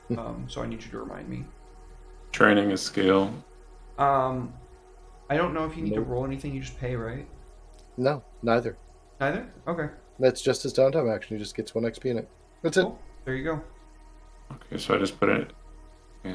Yep. You also have money to pay for more downtime actions if there's anything else you want to do. Alright. I pay for another XP boost. Okay. Is there a limit on those? I don't recall offhand. I don't remember there being one. Klaus, you're also a Forge in the Dark guy. Not that I remember. because you can always take multiple down. You can always take the same downtime action multiple times. So I think he's fine. Cool. How are you Alright. training? Could you imagine?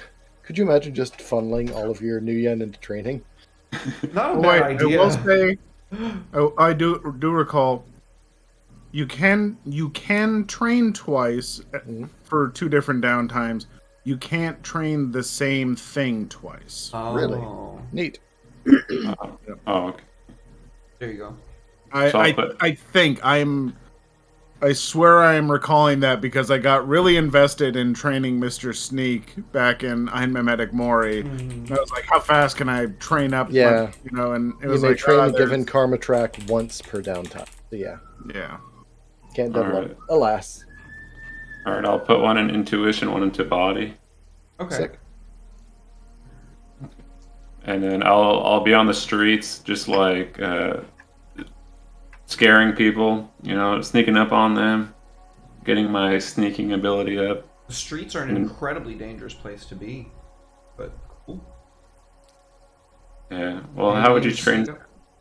Yeah, how would you train sneaking? Is that the way? Oh, it's by crouching and walking behind people until they notice you. So the main thing is you need to take a bin or a basket or a pot and then quietly put it over someone's head. And then you Skyrim just walk around them in circles. There you go. Problem solved. That's Watch the fucking- eye marker open up. hmm All right. Soul, back to you. What about back to me? I've taken all You my had- downtime actions. You had something. I don't remember what it was, but I remember something. For my bones and stuff, we're going to go with reinforcing, not replacing. We're going to say that in addition to like the biovats and everything that I've gotten for Dex, they're taking samples from this tier 4 gene modded arm. Yeah, I'm really looking for not just skeletal reinforcements, but ligaments and tendons, so that I can manage this crazy like Oni fucking level arm on the side of me.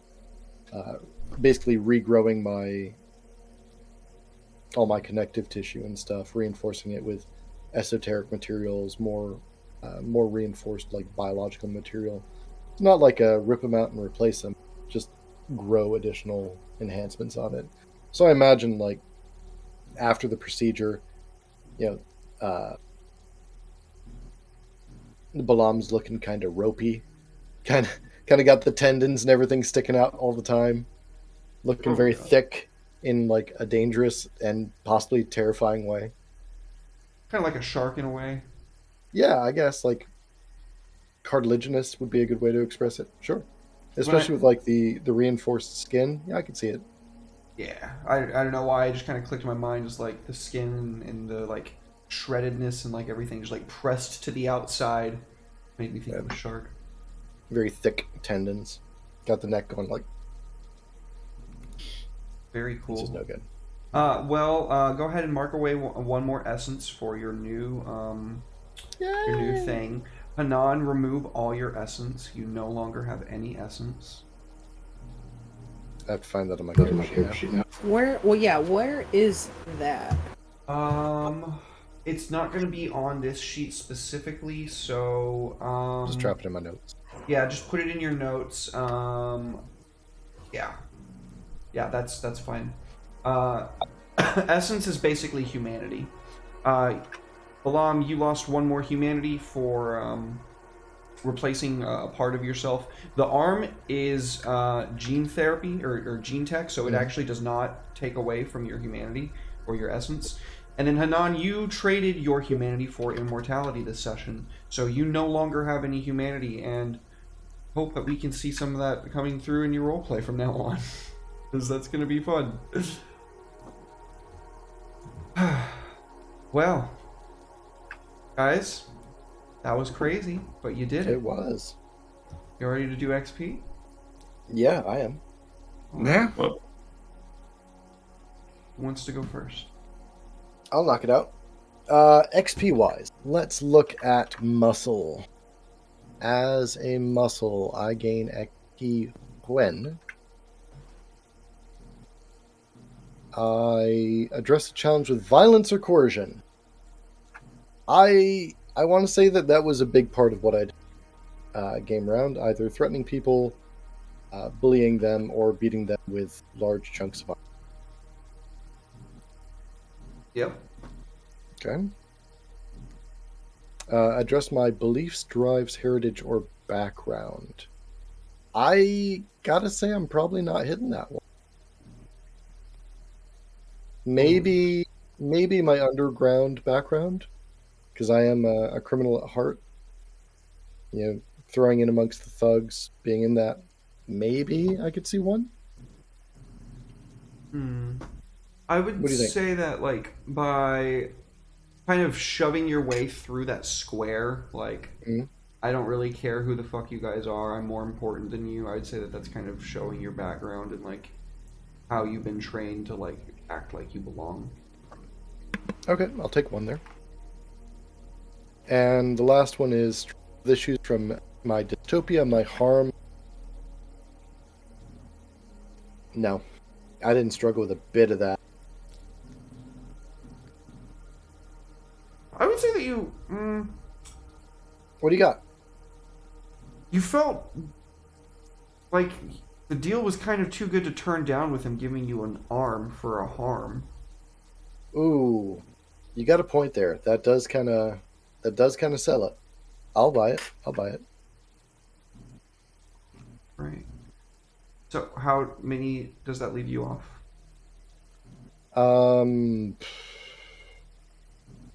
There's only one other thing, and it's arguable. I can mark XP because of my special muscle ability in one-on-one duels. I chose a 2-on-1 duel. But that duel never really came to fruition. It was one of those kind of edge cases. I think it's in the spirit of the code of the street. Of someone saying, okay, show me what you got. I'll let you have 2v1 as a handicap. I think that's still street code. I think so. So that'll mark me 1. I mean, the troll itself was like a significantly bigger enemy. And that levels me, bud. Nice. Hell yeah. Gonna Let's take go. a second or two to look through what I get as Yeah. my level. Take your time. Who wants to go next? I can. All right. So, addressing challenges with technical skills or control. Yes, both. Technical skills for 2, no's. Okay. Expressed your beliefs, drives, heritage, or background. Yes, Definitely. You did that in spades. I would say that you did that in multiple ways, not the least of which is going ghost. I'm going ghost! Sorry. Hey, Phantom. The last one is struggling with issues from dystopia or harm from your vice or trauma. I don't necessarily know if I struggled with issues. My vice is religion, which I don't know how robots feel about religion. I don't have to figure that out.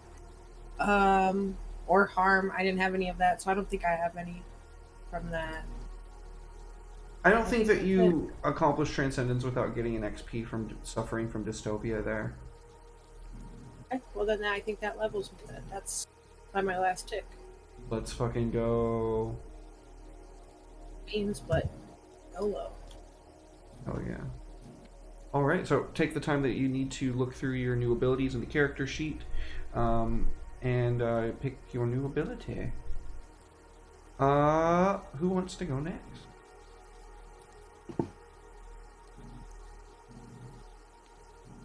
I'll go. Yeah, I'll go.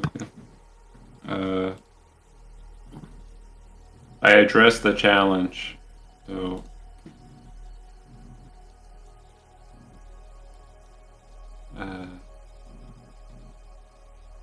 Would that mark as 1?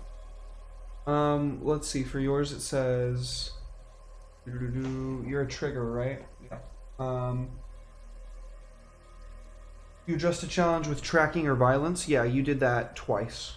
You did tracking and violence. Yeah, I'm violent. You expressed your beliefs, drives, heritage, or background. Do you feel like you did that at all? It drives.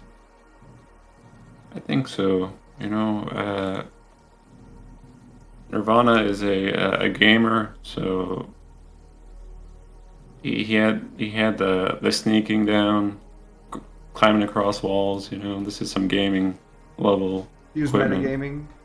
Yeah, using his Sure. cheat code. Okay. Yeah. For his vice or traumas, I don't think he did any gaming, actual gaming. So it was just some downtime to become a better person, you know. I would say that you kind of struggled with your vice by being so socially inept that you just walked up to a gang of prisoners thinking you were gonna like, sway them your way. Yeah, I'm awkward like that. Yeah. You couldn't figure out why their dialogue wheel didn't pop up. Yeah. Does that level you? No, I'm 5 off. You're 5 off? What the fuck? How are you 5 off? Did you not mark XP last session? Maybe. Oh, Or the. Jesus. Yeah, Oh. that's fine. Oof. Well, sorry, but I can't help you with that. I can't remember, honestly. We could go back and watch the VOD and do it if you wanted to. That would work. But that's about all I can really help you with in that regard. So, Balder. All right. I addressed a challenge with charisma or conspiracy. Baby, it's what I'm all about. Talking with Multiple people, times. schmoozing. Yep. Express your beliefs, drives, heritage, or background. I'd say kind of like one of his drives is, proving that, he's an older guy, he's more experienced, he can outshine these young punks, and when a guy called him new blood, he decided to get fucking wild about it. So I feel like I got the one, but that's all I could really come up with as I sat here thinking. And struggled with issues from my vice. I struggled twice from an issue with my vice because I lost all my goddamn money at the poker table. Yeah, I would definitely say you get the 2 from that. Definitely. Yeah, so Do you level? yeah, that's. Oh no, that still leaves me 2 away from leveling. I didn't get very much the first time around. I only ended up getting like 3 experience. I just didn't try those out. It didn't help that I fucking won while gambling, and so my vice didn't stress me at all. Very true. But you do get that kind anytime you go to roll your vice, which has been like every session basically. Like you do get that free basic you're gambling of if you get that extra XP or not too, you know? Yeah, exactly. It's like either I'm gonna get some XP or I'm gonna get some money. Oh yeah. This session it was XP. Oh yeah. All right. Well, that is going to be going to the crew sheet for the final thing. So let's see. Couriers. Execute a successful delivery or acquire new clients or contraband sources. You absolutely did that. I would say that you actually get 2 there because you got a new source of contraband, which is the scary elf lady. Contended with challenges above your current station. Yep, you definitely did that. You hacked into one of the highest level securities prisons on the planet. Bolster your crew's reputation or develop a new one. Yep, you got 4 rep out of this, so definitely. That is going to level you there as a crew.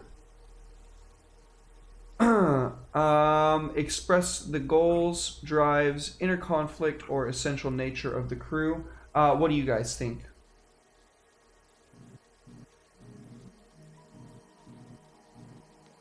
I think so. We smuggled someone out of You cut off. pretty big, and they are a troll that we smuggled out. I think that's pretty couriering, if you will. Yep. Most definitely. So 1 more for that. All right. So we also get a crew upgrade. Did you guys pick your upgrades? Would you like to share them? My personal upgrade when I leveled actually to the I like Tough as Nails. Allows me to reduce the penalties from so I can take a hit and then not be as impacted by it, which puts me in the tank role really well. But also in the tank role is Bodyguard. When you protect a teammate, I get a +1 on my resistance roll, and when I gather information to anticipate possible threats, I get +1 effect. Ooh. I think that one lends more towards my character, as he has been, but Tough as Nails is also really, really good. What do we think as a group?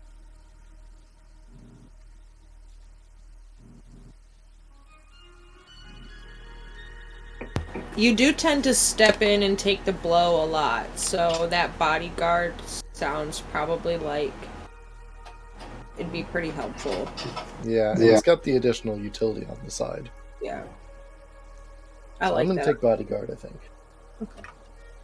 And this is from this, right, Derek? Like this part right here, the special abilities on the sheet. Yes, ma'am. Like, so I had Ace before, so it's one of those other ones to pick, Yep, right? you get to have another one of those.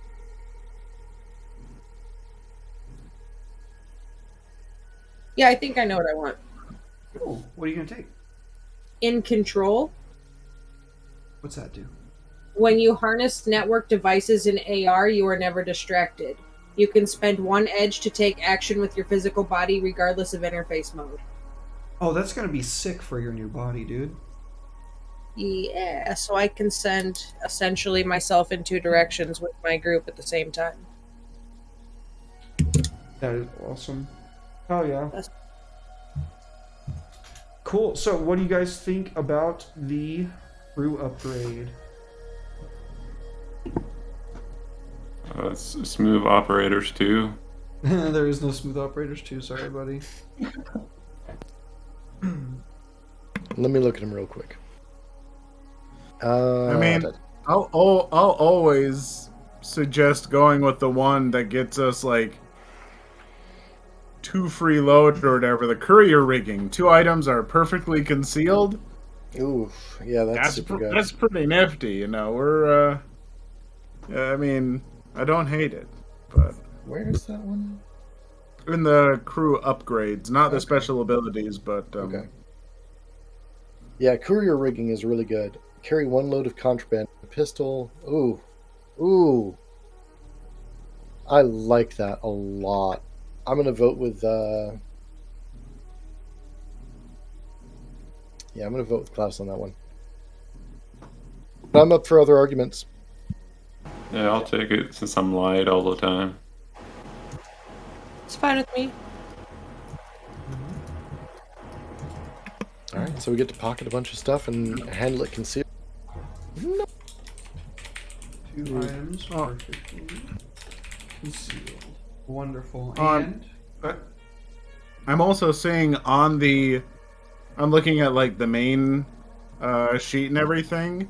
For couriers, we should actually have training in body. I knew it. I thought it was body too. Yep. So actually, because Nirvana did training in body, right? Yeah, so he'd have gotten 2 XP. Yeah, give yourself another body XP then, because Nice. we're all about having the physique. Hell Hell yeah. Awesome. All right. Well, do you get 2 upgrades if you go with upgrades, or is it still just 1? Not sure. I think it's just 1. It's 2 if we do like the site quality training or others ones. If we do those, we get to pick 2. Is But it? I think if it's a special ability or a crew upgrade, we only get to pick 1. I'm You're not sure about that? I think. not sure. I think it might be the reverse, actually. Let me just double check.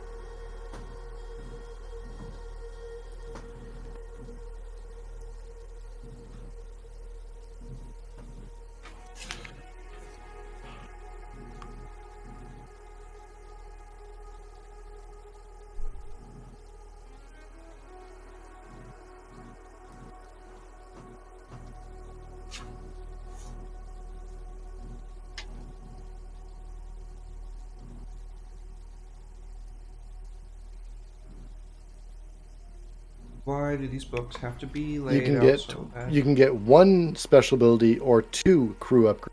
That's okay. Yeah, I kind of felt like Okay. one more So upgrade. crew, yeah. Let's go looking at the couriers upgrades, and we can also take generic upgrades as well. Yeah. Yeah, my sheet says camouflage, which is vehicles are perfectly concealed. Cover boat, which is plus mobility for safe house. Elite transporters or elite technicians is what it shows for crew on what I have in front of me. Yeah, that's just for the couriers, but there's also basic ones like bolt holes, which you can use to reduce heat, crypto vault, store cash, cohort, team of people, a med sled for evacs, mastery. You can advance your skill ratings to 4 in an attribute. Ooh, TACnet. That's tempting. Or quality. A TACnet gives you a passenger vehicle stocked with an array of comms gear that shields it from counter surveillance. Any crew members in the same district as your TACnet may perform teamwork maneuvers regardless of the distance separating them. Oh, wow. So that means Hanan could do teamwork actions with us anywhere that we are, as long as we're within range of the Veto. veto. That sounds awesome. That sounds amazing. That also means that HananNet. well, it also means that Nirvana, as the spotter, can also be doing the same stuff for like guiding us through buildings. It means that that Baldir could talk us through like a tense negotiation while we're at a table and they're not. I think TACnet is the way to go for the other one. Okay, I'm down with Sick. that. Yeah, that sounds Oh great. yeah. There's other stuff as well, but I mean, it's just I would like quality on our gear. TACnet is so good, so good for what we're doing. Oh yeah, TACnet's like made for y'all. Pretty much. Awesome. Cool. Well, good deal. I'm glad we got some upgrades in there. Next session, Jihan, hopefully we can get your XP sorted and then get you and Balder a good old level up and y'all can get some more power. But yeah, I think that's what we're going to call it for tonight. So, Fantastic session. Thank you guys for being here and making it so good, man. I really appreciate it. Thank you to chat for being here. Much love to y'all. Stick around. We're gonna do our shout outs, but after that we're gonna raid into Huli. So yeah, who wants to start us off with shout outs for the night? I'll pick on somebody. Jihan. Hello there. It is I, Jihan. I'm at Hussein Jihan on Twitter if you want to say what's up, you know. I'm here on Fridays. If you want to come see me again. Thanks for watching.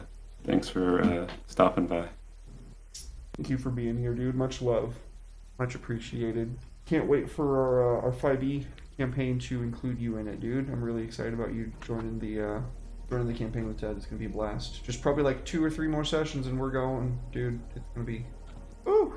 We might actually do like a side quest in Saints and Sinners, like a little 3-arc side quest in this setting, in this world, just for fun. On a couple of Mondays in the future, we've talked about it, so it's not set in stone, but we're considering it. It would be fun and probably on the same time frame that this is on break, so it would be. But yeah, thank you for being here, Jihan. Soul.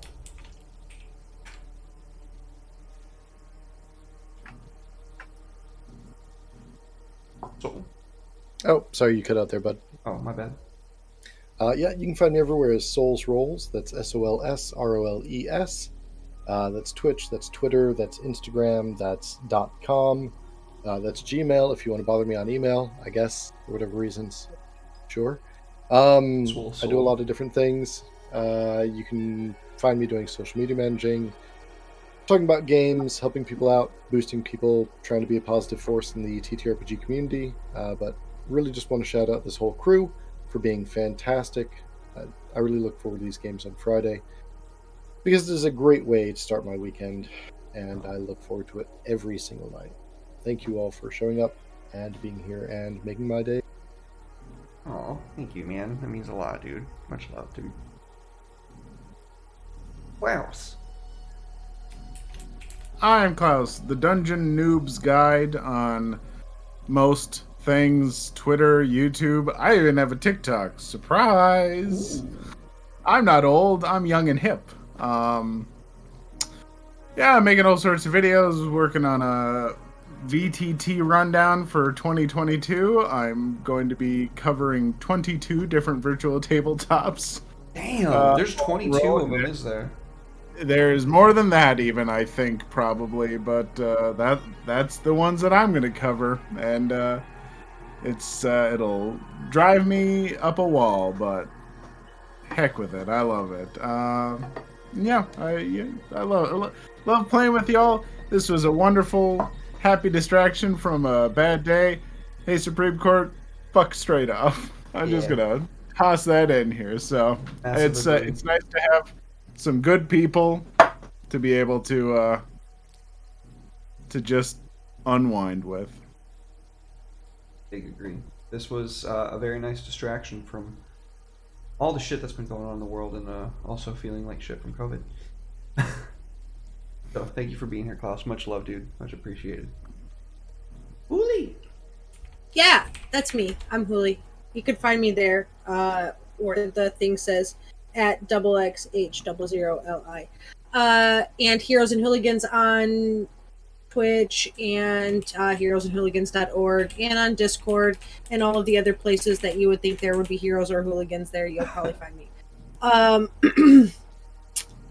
The one thing that I really want to shout out is, if you're not fucking registered to vote, get your ass out there and do so. And if there is local organizations that you can get your ass involved in, please fucking do so, because reproductive rights are human rights, and that's all I got. Huge agree. Couldn't have said it better myself. Thank you for being here, Hooli. Much love, dog. Much Always. love. Well, thank you guys for being here. Once again, we're going to be raiding into Heroes and Hooligans, so let's make some noise, share the love when we get there. Yeah, that has been it for us tonight with Saints and Sinners. That was a pretty fun little foray into a prison and then back out. I think we got a lot done, but I'm really excited. I'm also really stoked to see how Hooli does with being Scarlett Johansson.